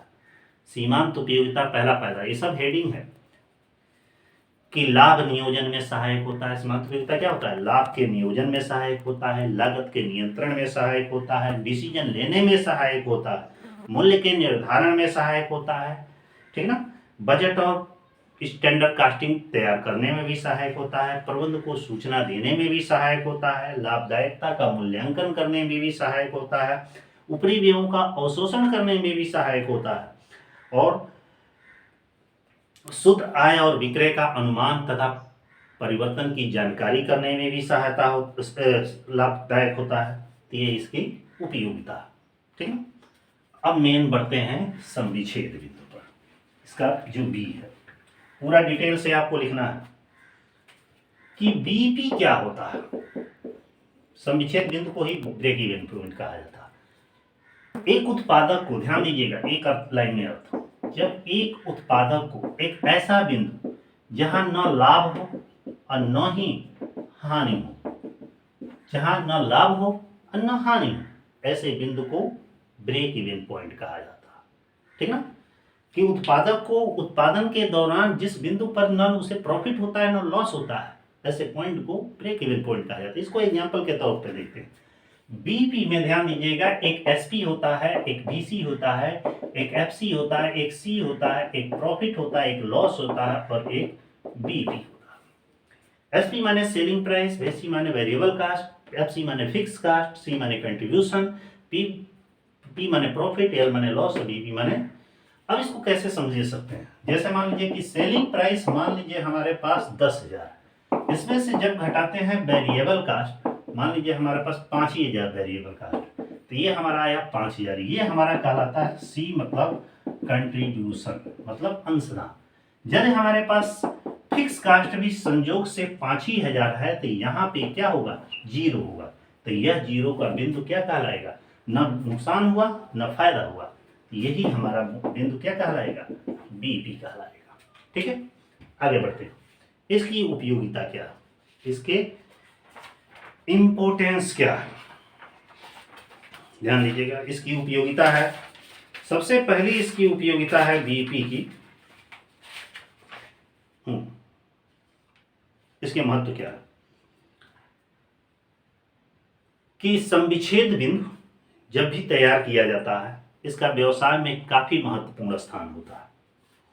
बीपी की सहायता से हमें निम्न चीजों की जानकारी मिलती है जो काफी उस व्यवसाय में उत्पादक के लिए उपयोगी होती है। किस चीज की जानकारी मिलती है? पहली जानकारी ये मिलती है कि हानियों से बचने के लिए विक्रय की कितनी मात्रा करनी चाहिए। यदि कि उसको हानि हो रहा है तो कितना माल बेचे कि उस हानि से बच सके। दूसरा चीज, इच्छित लाभ अर्जित करने के लिए उसे कितनी मात्रा में बिक्री करनी होगी, मतलब अपनी इच्छा अनुसार लाभ हमें प्राप्त करने के लिए हमें कितना माल बेचना पड़ेगा, इस चीज की जानकारी होती है। अगला है, इससे लागतों तथा मात्रा में परिवर्तन करने पर, मतलब उसके कास्ट और क्वांटिटी में यदि हम कुछ परिवर्तन कर रहे हैं तो हमारे प्रॉफिट पे क्या इसका इफेक्ट पड़ेगा, इस चीज की जानकारी होती है। विक्रय मिश्रण में परिवर्तन करने पर हमारे लाभ में क्या प्रभाव पड़ेगा, मूल्य लागत और मात्रा में परिवर्तन करने पर लागत संबंधों पर क्या प्रभाव पड़ेगा, और इससे ये भी जानकारी होती है कि कौन सा ऐसा उत्पाद है जिसके परिचालन कम या अधिक होने पर भी लाभ पर हमारा क्या प्रभाव पड़ेगा, और यदि फर्म को अस्थायी रूप से बंद कर दिया जाए तो बीपी पर क्या प्रभाव पड़ेगा। ये सब उसके इंपॉर्टेंस है। इसी चीज की जानकारी के लिए हमें बीपी माने ब्रेक इवन पॉइंट तैयार करते हैं या जानकारी करते हैं। तो ये 3 नंबर क्वेश्चन कंप्लीट। चौथा क्वेश्चन क्या है?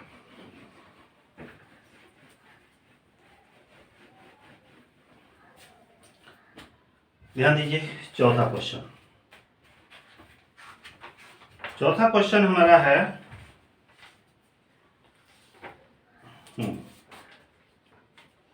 बजट। अगला क्वेश्चन है बजटिंग के लाभ।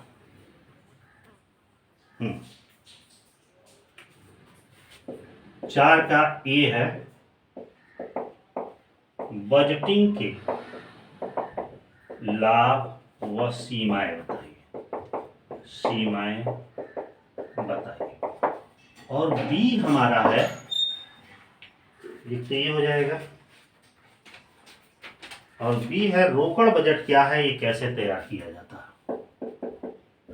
रोकड़ बजट क्या है, यह कैसे तैयार किया जाता है।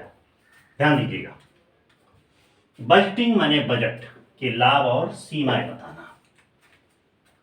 तो सबसे पहले बजटिंग के लाभ और सीमा।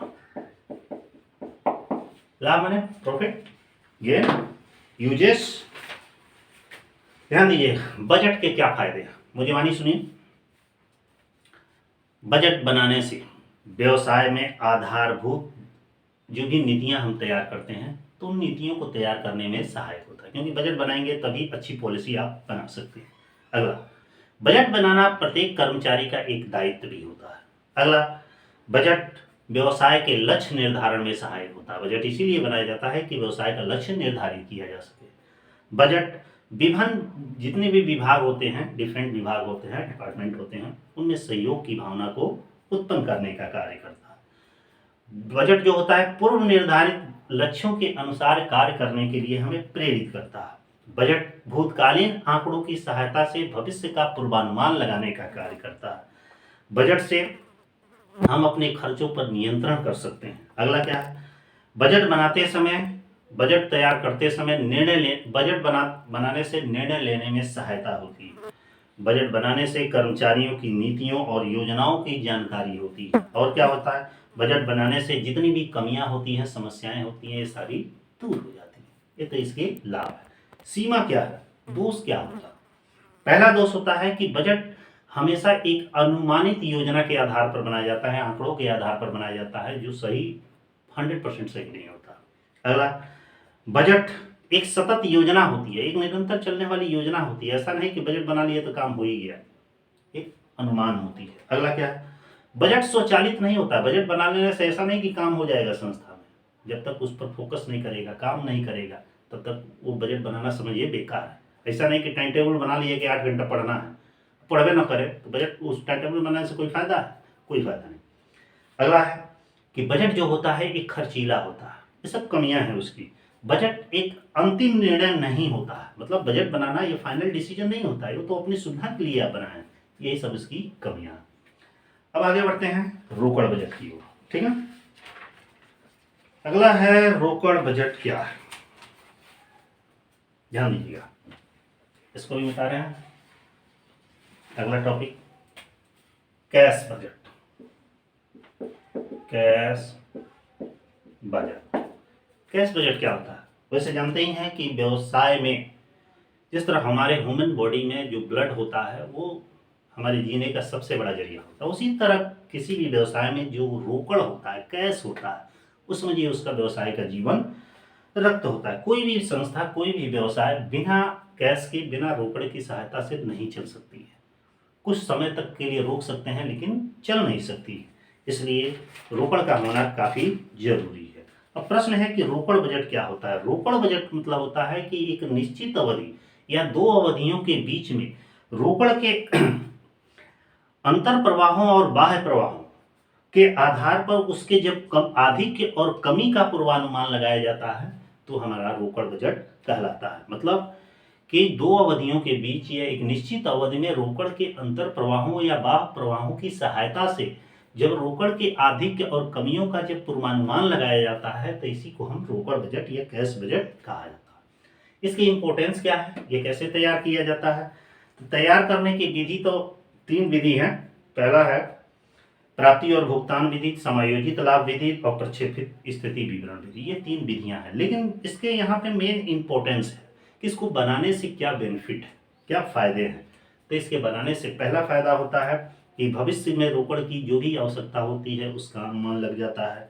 रोकड़ से संबंधित जो व्यय होते हैं उन पर नियंत्रण हो जाता है। रोकड़ की सहायता से हमको नियोजन प्लानिंग करने में सहायता मिलती है। रोकड़ के सहायता से हमको कार्यों के संचालन में भी सहायता मिलती है। इससे जितने भी वित्तीय निष्पादन व मूल्यांकन कार्य होते हैं वो सही समय पर होते हैं। अगला लाभांश की नीति निर्धारित होती है। ऋण लेने, कर्ज लेने में या ऋण नीति तैयार करने में सहायता होती है। अन्य बजटों के निर्माण में भी रोकड़ की महत्वपूर्ण भूमिका होती है। क्वेश्चन समाप्त। 4 नंबर के बाद से अब 5वां शॉर्ट क्वेश्चन में आइए। 5वां क्वेश्चन हमारा क्या है? क्वेश्चन नंबर 5 का ई। अगला क्वेश्चन है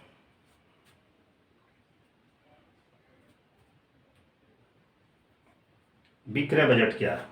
इसी में रिलेटेड है, या ये भी आया है कई बार क्वेश्चन। विक्रय बजट क्या है? विक्रय बजट क्या है? बनाते समय किन किन बातों को ध्यान में रखेंगे? इसे बनाते समय किन किन बातों को ध्यान में रखेंगे? ध्यान में रखेंगे। और 20 का है शून्य आधार बजट क्या है? इसके लाभ बताइए। शून्य आधार बजट क्या है? इसके लाभ बताइए। ये क्वेश्चन है आपका 5वां। अब समझिए कि विक्रय बजट क्या है। रोकड़ बजट की तरह ही विक्रय बजट होता है। विक्रय बजट में क्या होता है कि विक्रय बजट विक्रय का एक आधारभूत बजट होता है। इसी के आधार पर अन्य बजट तैयार किए जाते हैं। इस बजट में यह होता है कि भविष्य में हमें कितना माल बेचना है, कहाँ बेचना है, कैसे बेचना है, किस प्रकार से बेचना है, इसके बारे में जब पूर्वानुमान लगाया जाता है तो हमारा विक्रय बजट विक्रय बजट कहा जाता है। विक्रय बजट बनाने का कार्य विक्रय प्रबंधक के ऊपर होता है। इसका उत्तरदायित्व विक्रय प्रबंधक के ऊपर होता है और उसका ये दायित्व होता है कि ये पता लगाए कि भविष्य में कितना माल बेचा जा सकता है और बेचते समय उसे कौन कौन सी सावधानी बरतनी चाहिए। इसमें साथ में एक चीज़ है कि बेचते समय इसे विक्रय बजट बनाते समय इसमें किन किन बातों को ध्यान में रखना चाहिए। तो ध्यान दीजिएगा, विक्रय बजट बनाते समय सबसे पहले पिछले सालों के जो भी विक्रय का है उसके आंकड़ों को अनुमान लगाना चाहिए। व्यवसाय की प्रगति की दशा के बारे में अनुमान लगाना चाहिए। हमारे पास कितनी उत्पादन शक्ति है उसका अनुमान लगाना चाहिए। बेचने के क्या क्या माध्यम या सोर्सेस हैं इसके बारे में पता लगाना चाहिए। इसके बाद से विक्रय एजेंटों और विक्रेताओं के द्वारा भविष्य में कितना माल बेचा जा सकता है इसके बारे में अनुमान लगाना चाहिए। माल का ऑर्डर कितना मिला है, कितना हमारे पास उत्पादन हुआ है इसका अनुमान लगाना चाहिए। भविष्य में उत्पादन की संभावना क्या है, इसी तरह बनी रहेगी या कम हो सकती है या अधिक हो सकती है, इसका भी अनुमान लगाना चाहिए। यदि भविष्य में मौसम में किसी भी प्रकार का परिवर्तन होता है तो उस दशा में हम कैसे उत्पादन करेंगे, कैसे बेचेंगे, इसका भी अनुमान लगाना चाहिए। यदि उत्पादन की मात्रा कम या अधिक कर दी जाए तो विक्रय पर हमारा क्या प्रभाव पड़ेगा, ये भी अनुमान लगाना चाहिए। मूल्यों में यदि परिवर्तन हो रहा है तो उसकी मांग पर क्या प्रभाव पड़ेगा, ये भी विक्रय बजट बनाते समय ध्यान रखना चाहिए। यदि विक्रय में वृद्धि कर दी जाए तो श्रम और पूंजी पर क्या इफेक्ट पड़ेगा, ये भी विक्रय बजट बनाते समय ध्यान में रखना चाहिए। ठीक है, आगे इसमें अगला क्वेश्चन है कि शून्य आधार बजट क्या है, जीरो बेस बजटिंग। अक्सर ये क्वेश्चन आता है, ध्यान दीजिएगा। शून्य आधार जो बजट है वो बजट की एक नई तकनीकी है। इसका प्रयोग सबसे पहले 1962 में अमेरिका में किया गया था। और कौन किए थे, अमेरिका के जो भूतपूर्व राष्ट्रपति थे जिमी कार्टर, उन्होंने इसका प्रयोग किया था। और तब किए थे वो जब जॉर्जिया राज्य के गवर्नर थे। उन्होंने अपने राज्य के व्ययों को नियंत्रित करने के लिए इस शून्य आधार बजट का सबसे पहले प्रयोग किया है। शून्य आधार बजट का मतलब होता है कि इसमें सामान्य बजट के निर्माण में जिस तरह एक आधार माना जाता है, मतलब निर्माण में एक आधार माना जाता है, तो उसी तरह शून्य आधार बजट में पूर्व बजट का कोई प्रसंग नहीं रहता। पूर्व बजट का कोई प्रसंग मतलब कि इसमें यह नहीं ध्यान में रखा जाता है कि हमने कोई पहले से कोई बजट बनाया है, ठीक ना। हम मतलब एक ऐसा बजट जो बिल्कुल एक नए सिरे से बनाया जाता है, जिसमें पुरानी बजटों को बिल्कुल ध्यान में नहीं रखा जाता है, तो ऐसे बजट को शून्य आधार बजट कहा जाता है।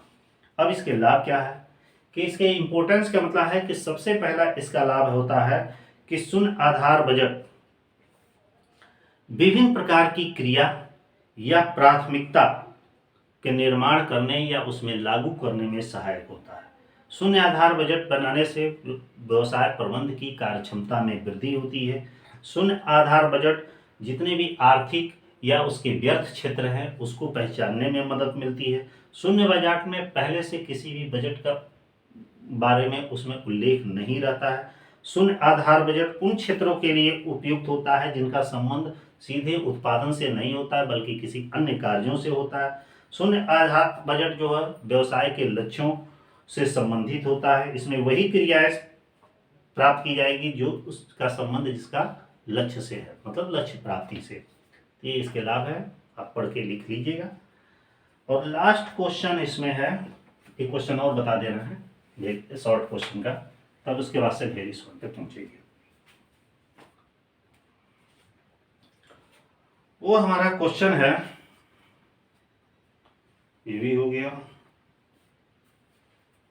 सामग्री लागत विचरणांश क्या है।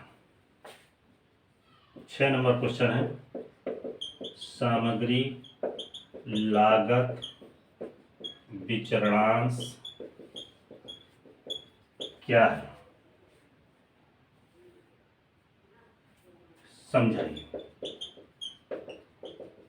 उदाहरण से समझाइए। और एक है विचरणांश की व्याख्या कीजिए। विचरणांश की व्याख्या कीजिए। नियंत्रणीय और अनियंत्रणीय विचरणांश में अंतर बताइए। नियंत्रणीय व अनियंत्रणीय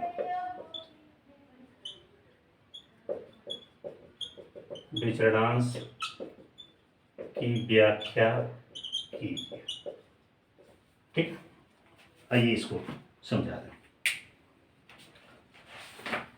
देखिए स्टैंडर्ड कास्टिंग का ये दोनों ही क्वेश्चन है। अब देखिए सामग्री विचरणांश, मटेरियल लागत विचरणांश। ध्यान दीजिएगा, सबसे पहले इसको सूत्र लिखते हैं। Material cost variance equal to होता है standard quantity into standard price minus actual quantity into actual price. ये फार्मूला होता है। मतलब अब इसका अर्थ लिखना होगा तो कैसे लिखें, इस पर एग्जांपल देके भी समझाना है, लेकिन आप लोग समझ लीजिएगा। स्टैंडर्ड क्वांटिटी मतलब कि प्रमापित सामग्री का प्रमापित मूल्य से गुणा करने के बाद वास्तविक सामग्री का वास्तविक मूल्य से गुणा करके इससे हमें इसे घटा दिया जाता है, और जो आता है वो सामग्री लागत विचरणांश कहलाता है। यदि ये अनुकूल आता है तो एडवर्स और प्रतिकूल आता है तो अनफेवरेबल। मतलब इसको ऐसे भी लिखा सकता है कि फेवरेबल और अनफेवरेबल, माने अनुकूल या प्रतिकूल, ठीक ना। इसका एक और सूत्र होता है कि material cost variance equal to total standard cost minus total actual cost. मतलब कि कुल वास्तविक कुल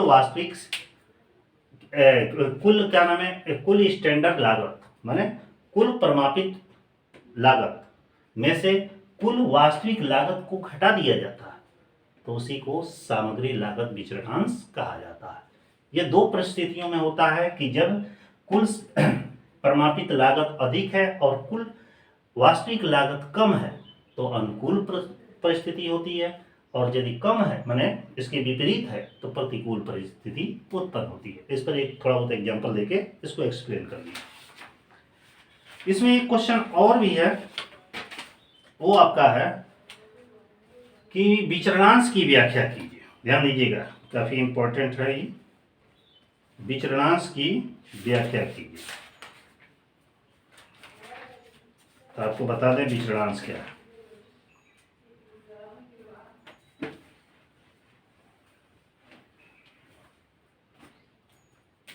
विचरणांश वेरिएंस, ध्यान दीजिएगा, जब स्टैंडर्ड एक्चुअल, जब स्टैंडर्ड माने प्रमापित मूल्य अधिक है और एक्चुअल मूल्य कम है, या ऐसे समझिए प्रमापित और वास्तविक मूल्य का जो अंतर होता है इसी को विचरणांश कहा जाता है, चाहे वो लागत हो, इकाई हो या मूल्य हो, ठीक ना। मतलब किसी भी सामग्री की वास्तविक मात्रा, तो किसी भी सामग्री की प्रमापित मात्रा, प्रमापित मूल्य, प्रमापित लागत, वास्तविक लागत में जो अंतर होता है उसी को विचरणांश या वेरिएंस कहा जाता है। यदि स्टैंडर्ड अधिक और वास्तविक कम है तो ऐसी दशा में ये अनुकूल कहलाता है, और एक्चुअल अधिक है तो अनुकूल प्रतिकूल कहलाता है, जिसे अनफेवरेबल कहा जाता है। प्रश्न में एक चीज और दिया है, नियंत्रण। और ये विचरणांश कितने टाइप के होते हैं तो आपको बता दें, सामग्री विचरणांश, श्रम विचरणांश, व्यय विचरणांश और विक्रय विचरणांश। कितने टाइप के होते हैं? 4 टाइप के होते हैं। कौन कौन से होते हैं? सामग्री विचरणांश, श्रम विचरणांश, व्यय विचरणांश और विक्रय विचरणांश। यही 4 टाइप के होते हैं, तो चारों में यही रूल लागू होता है। अब प्रश्न है, नियंत्रणीय और अनियंत्रणीय विचरणांश क्या होता है? ध्यान दीजिए, नियंत्रणीय विचरणांश का मतलब होता है कि ऐसे वेरिएंस, ऐसे विचरणांश जिसके पर प्रबंधकों के द्वारा नियंत्रित किया जा सकता है तो उसे नियंत्रणीय विचरणांश कहा जाता है, और ऐसे विचरणांश जिसमें प्रबंधकों के द्वारा नियंत्रण नहीं किया जाता है, नियंत्रण से बाहर हो जाता है, तो उसे अनियंत्रणीय विचरणांश कहा जाता है। नियंत्रणीय विचरणांश में को नियंत्रित करने के लिए वो सारी अपने विधियों का प्रयोग करता है ताकि वो नियंत्रण में रखा जा सके। अनियंत्रित विचरणांश में वो कितना भी नियंत्रण करेगा तो उसके कंट्रोल से वो बाहर जाएगा। तो इस तरह आपका शॉर्ट क्वेश्चन भी कंप्लीट हो गया। एक काफी इंपॉर्टेंट क्वेश्चन है यार, लगभग हमेशा एग्जाम में सब आते हैं। पीछे के 8-10 साल को क्वेश्चन देखेंगे आपको उसमें से मिलेगा। चलिए इसको मिटाते हैं। अब आपकी बारी आती है वेरी शॉर्ट क्वेश्चन पे, ठीक है ना, ज्यादा नहीं देंगे, एक चीज और मैं बता दूं कि जो ये सारे क्वेश्चंस दे रहे हैं, कोई जरूरी नहीं है कि ये लॉन्ग वाले लॉन्ग में ही आए, लॉन्ग वाले शॉर्ट में भी आ सकते हैं, शॉर्ट वाला भी बड़ा करके लॉन्ग में भी आ सकता है, कैसे भी आ सकता है। तो फिर 1 मिनट का ब्रेक देंगे, फिर अभी बताते हैं। हाँ, तो तैयार हो गए आप लोग? आगे का क्वेश्चन, ये हमारा क्वेश्चन है वेरी शॉर्ट क्वेश्चंस, सबसे छोटे वाले। थोड़ा थोड़ा बस 2-2 लाइन आप लोग को समझाते जा रहे हैं, क्योंकि काफी बड़ा लेक्चर हो जा रहा है। पता नहीं आप देख भी पाएंगे कि नहीं देख पाएंगे। चलिए आइए स्टार्ट करते हैं। सबसे पहला क्वेश्चन इसमें है कि लाभदायकता अनुपात क्या है। क्वेश्चन नंबर 1, ध्यान दीजिएगा, लाभदायकता अनुपात क्या है। प्रॉफिटेबिलिटी रेशियो, प्रॉफिटेबिलिटी रेशियो क्या होता है बताइए, समझिए। हर एक व्यवसाय का उद्देश्य होता है कि लाभ कमाना, और लाभ कमाने के लिए वो पूरा पूरा प्रयास करता है, ठीक ना। चाहे वो सापेक्ष लाभ प्राप्त करे, चाहे निरपेक्ष लाभ प्राप्त करे, लेकिन सबसे ज्यादा वो प्रयास करता है कि सापेक्ष लाभ प्राप्त करे। किसी भी व्यवसाय के जो भी संसाधन होते हैं, उन संसाधनों के माध्यम से उनका सर्वोत्तम जब उपयोग किया जाता है, बेहतर ढंग से प्रयोग किया जाता है, और इस उद्देश्य से किया जाता है कि हमें अधिक से अधिक लाभ प्राप्त हो, तो ऐसे अनुपात को और उसके संबंध में जो अनुपात ज्ञात किया जाता है, तो उसे लाभदायकता अनुपात कहा जाता है।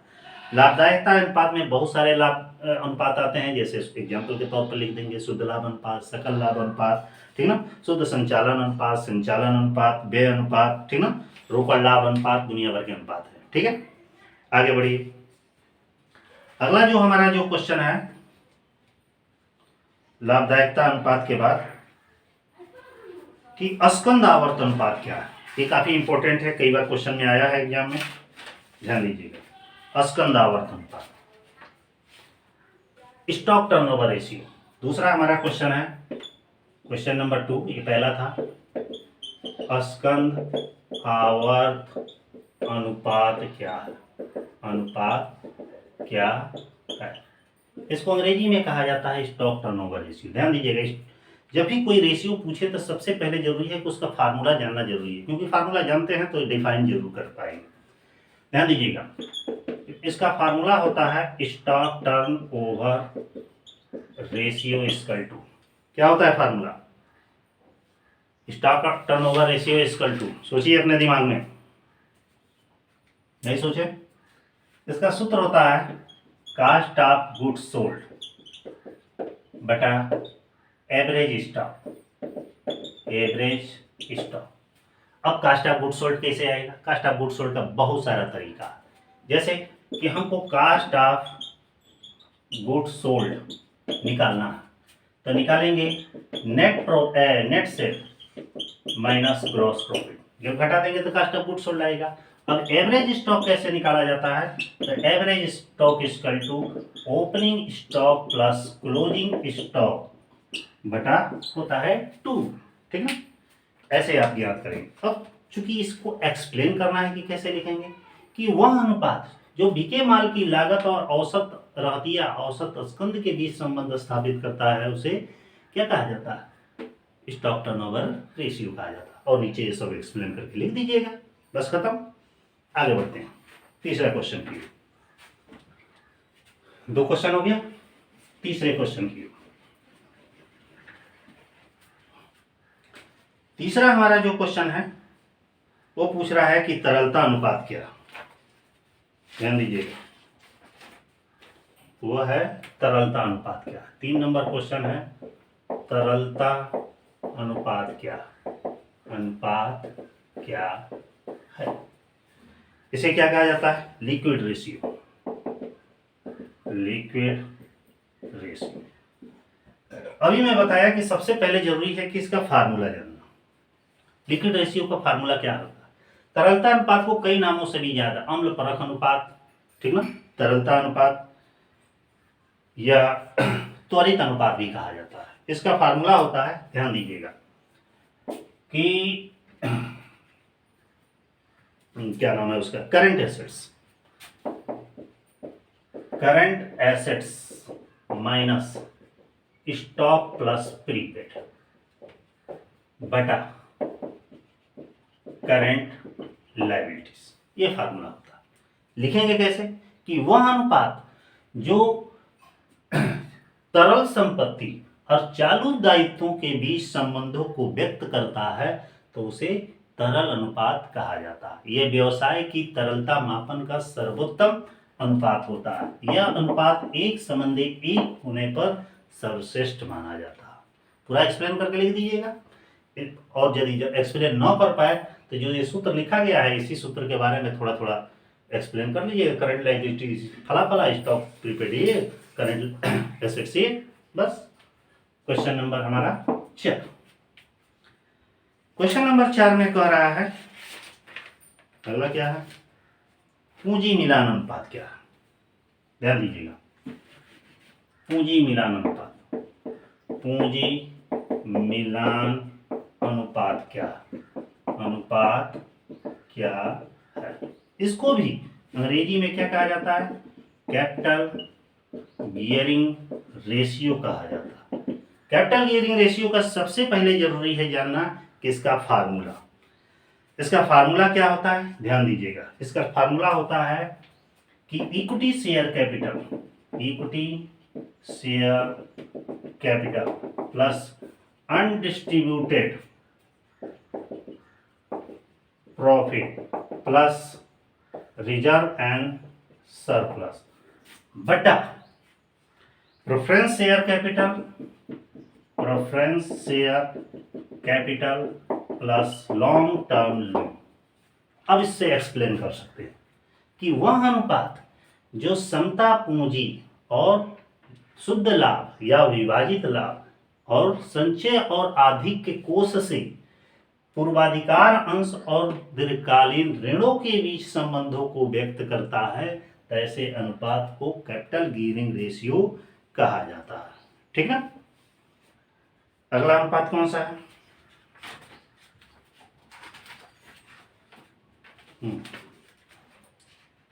आगे है एक इंपॉर्टेंट क्वेश्चन जो पीछे से क्वेश्चन से रिलेटेड है।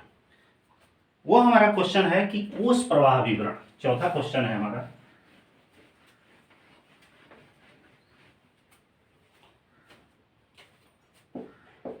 कोष प्रवाह विवरण और रोकड़ प्रवाह विवरण में अंतर स्पष्ट कीजिए। ये क्वेश्चन है, कौन नंबर है, 4।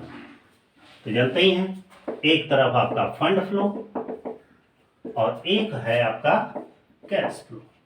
अब एक एक के बारे में जान जाइए। कोष प्रवाह विवरण किससे संबंधित है, इसका संबंध सीधे कार्यशील पूंजी से, और इसका संबंध किससे है, रोकड़ से। यह कार्यशील पूंजी में होने वाले परिवर्तनों को बताता है या रोकड़ में होने वाले परिवर्तनों को बताता है। और क्या होता है कि फंड फ्लो का जो क्षेत्र होता है इसका क्षेत्र व्यापक होता है, रोकड़ प्रवाह विवरण का क्षेत्र सीमित होता है। इसमें संचालन से कोष की गणना की जाती है, इसमें संचालन से कोष की गणना नहीं की जाती है। इसमें कार्यशील पूंजी की गणना की जाती है, इसमें कार्यशील पूंजी का गणना नहीं की जाती है। यह दीर्घकालीन विश्लेषण पर आधारित होता है, यह अल्पकालीन विश्लेषण पर आधारित होता है। यह 2 तिथियों के मध्य होने वाले कार्यशील पूंजी में परिवर्तन के को स्पष्ट करता है। यह 2 तिथियों के बीच होने वाले रोकड़ के परिवर्तनों के बारे में जानकारी करता है। यह कोष के स्रोत और उपयोग की जानकारी देता है। यह रोकड़ के अंतर प्रवाह और बाह्य प्रवाहों की जानकारी देता है। तो ये हमारा अंतर है। अगला 5वां क्वेश्चन, काफी लंबा वीडियो हो गया। जो लोग वीडियो देख रहे होंगे ये इंपॉर्टेंट क्वेश्चंस का और उसका छोटा छोटा सॉल्यूशन, वीडियो को अच्छा लगे तो शेयर जरूर कर दीजिएगा। ठीक है, आगे बढ़ते हैं। अगला हमारा क्वेश्चन इंपॉर्टेंट कौन सा हो सकता है, हाँ, अगला क्वेश्चन, अस्थाई बजट और लोचदार बजट में अंतर बताइए। 5 नंबर क्वेश्चन है, अस्थाई बजट और लोचदार बजट, लोचदार बजट में अंतर। 2 पार्ट में बांट दीजिए। फिक्स बजट और फ्लेक्सिबल बजट। ठीक है, फिक्स बजट और फ्लेक्सिबल बजट में क्या डिफरेंस है ये तो सभी भी जानते हैं। अस्थाई बजट अस्थाई रहता है, मतलब अपरिवर्तित नहीं होता है। फ्लेक्सिबल बजट समय अनुसार उसमें परिवर्तित होता रहता है। ठीक ना। अस्थाई बजट केवल स्थिर दशाओं में बनाया जाता है। फ्लेक्सिबल बजट जहाँ मूल्यों में उतार चढ़ाव होता है वहां बनाया जाता है। अगला, अस्थाई बजट में केवल फिक्स, अस्थाई बजट में क्या होता है, केवल जो फिक्स एक्सपेंसेस होते हैं उन्हीं को दर्शाया जाता है, जबकि फ्लेक्सिबल बजट में फिक्स वाले को भी दर्शाया जाता है, वेरिएबल वाले को भी दर्शाया जाता है, सेमी वेरिएबल वालों को भी दिखाया जाता है। इसमें किसी भी व्यवसाय की क्रियाशीलता के बारे में सही सही अनुमान लगाना कठिन ठीक नहीं होता है, माने कठिन, बहुत कठिन होता है। इसमें व्यवसाय की क्रियाशीलता का सही सही अनुमान लगाना कठिन आसान होता है। अगला, इससे जो परिणाम प्राप्त होते हैं बहुत अच्छे नहीं प्राप्त होते हैं, इससे परिणाम बहुत अच्छे प्राप्त होते हैं। ठीक ना। इसमें किसी भी प्रकार के परिवर्तन की संभावना नहीं होती है, इसमें जब चाहे तब परिवर्तन कर सकते हैं। ये सब अंतर है, बाकी आप लोग पढ़ लीजिएगा, लिख लीजिएगा। 6 नंबर क्वेश्चन, थोड़ा जल्दी जल्दी चला रहे हैं क्योंकि बहुत लंबा वीडियो हो रहा है। अगला क्वेश्चन हमारा है, इधर से है,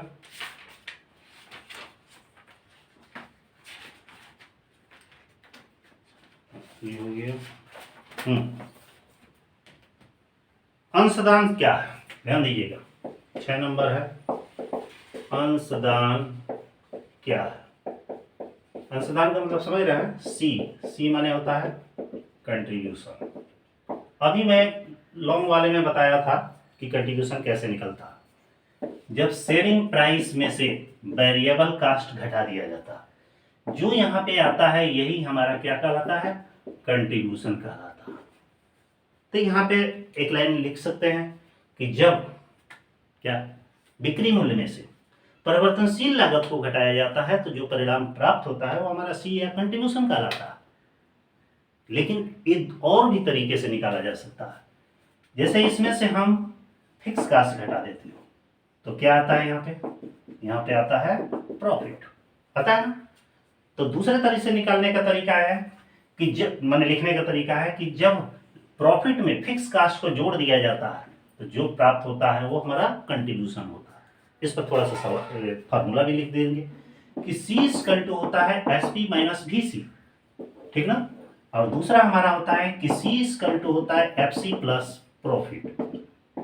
इसको एक्सप्लेन कर देंगे तो थोड़ा अच्छा नंबर मिलेगा। ठीक है, आगे बढ़ते हैं।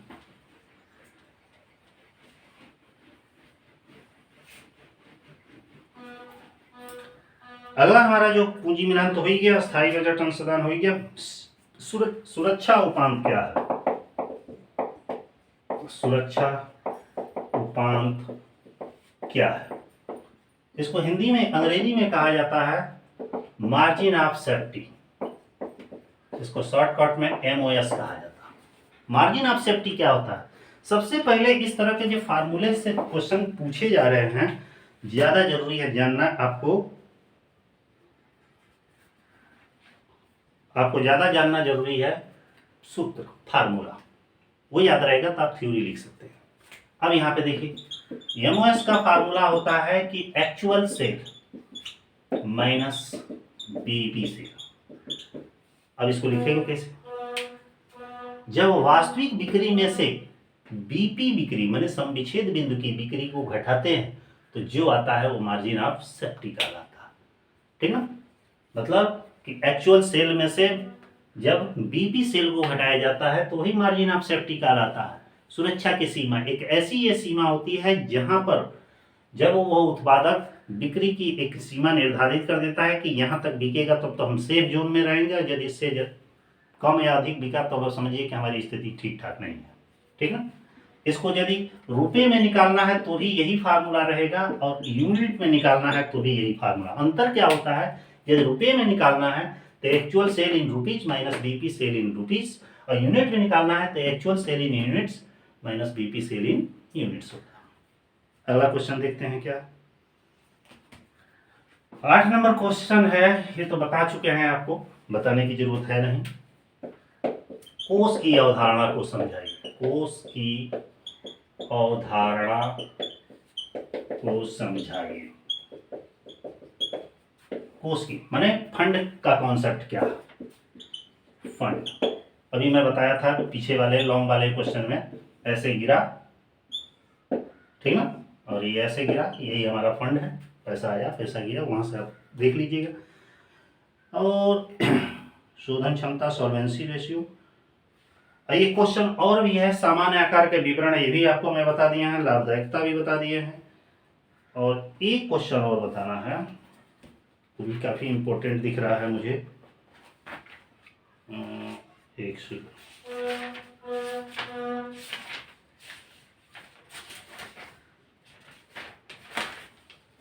वो हमारा क्वेश्चन है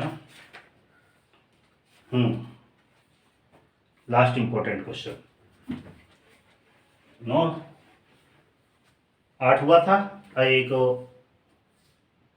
सामान्य आकार का विवरण 9 हो गया, और एक 10 नंबर, बस ये हमारा है शोधन क्षमता अनुपात क्या है। शोधन क्षमता अनुपात क्या है, इसको अंग्रेजी में कहा जाता है सॉल्वेंसी रेशियो। क्या कहा जाता है? Solvency ratio.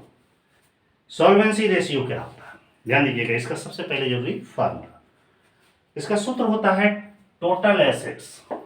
टोटल एसेट्स, क्योंकि सूत्र पे ही इसकी थ्योरी बटा total external liabilities. Total external liabilities, समझिए सॉल्वेंसी रेशियो क्या है। जब कुल संपत्ति में, अब यहां कुल संपत्ति का मतलब चालू संपत्ति, अस्थायी संपत्ति, fix assets and current assets, मतलब मिल टोटल एसेट्स। जब टोटल एसेट्स में टोटल एक्सटर्नल लायबिलिटीज मतलब कुल बाह्य दायित्व, अब बाह्य दायित्व क्या आता है, जितने भी शेयर होल्डर्स फंड है, ये क्या है, आउटसाइड लायबिलिटीज कहलाती है। तो जब कुल संपत्ति में कुल बाह्य दायित्वों का भाग दिया जाता है या उनके बीच संबंधों को ज्ञात किया जाता है, यही शोधन क्षमता अनुपात कहलाता है। अब एक्सप्लेन करना है तो टोटल एसेट्स के बारे में लिख लीजिएगा। Total assets equal to fix assets plus current assets, और total external liabilities equal to all shareholders fund, जो भी उसमें जाता है, equity share capital, preference share capital, reserve and surplus extra वगैरह, ठीक ना, एक्सप्लेन कर सकते हैं। इस तरह वेरी शॉर्ट क्वेश्चन समाप्त हुआ। ये लेक्चर आप लोग का पूरा फाइनेंशियल स्टेटमेंट एनालिसिस का कैसा लगा, ये मैंने जो भी क्वेश्चन दिया है बस कुछ बुक से और कुछ पिछले लास्ट ईयर 10 साल के पेपर्स थे उनके माध्यम से, क्योंकि ये सारे क्वेश्चन कहीं ना कहीं एग्जाम में पूछे गए हैं। मैंने एक क्राइटेरिया बनाया कि भाई ये मोस्टली इंपॉर्टेंट क्वेश्चन है जो अक्सर एग्जाम में आते हैं, इसमें से कुछ क्वेश्चन मिल जाए ताकि आपको हेल्पफुल हो। ठीक है, तो वीडियो अच्छा लगा रहे अच्छा लगे तो अपने फ्रेंडों में जरूर शेयर कर दीजिएगा, और इसी तरह चैनल पर बने रहिएगा। ठीक है, फिर नेक्स्ट वीडियो में बहुत जल्दी मिलेंगे, ऐसे ही और किसी पेपर के लिए लेके आएंगे। तब तक के लिए बाय।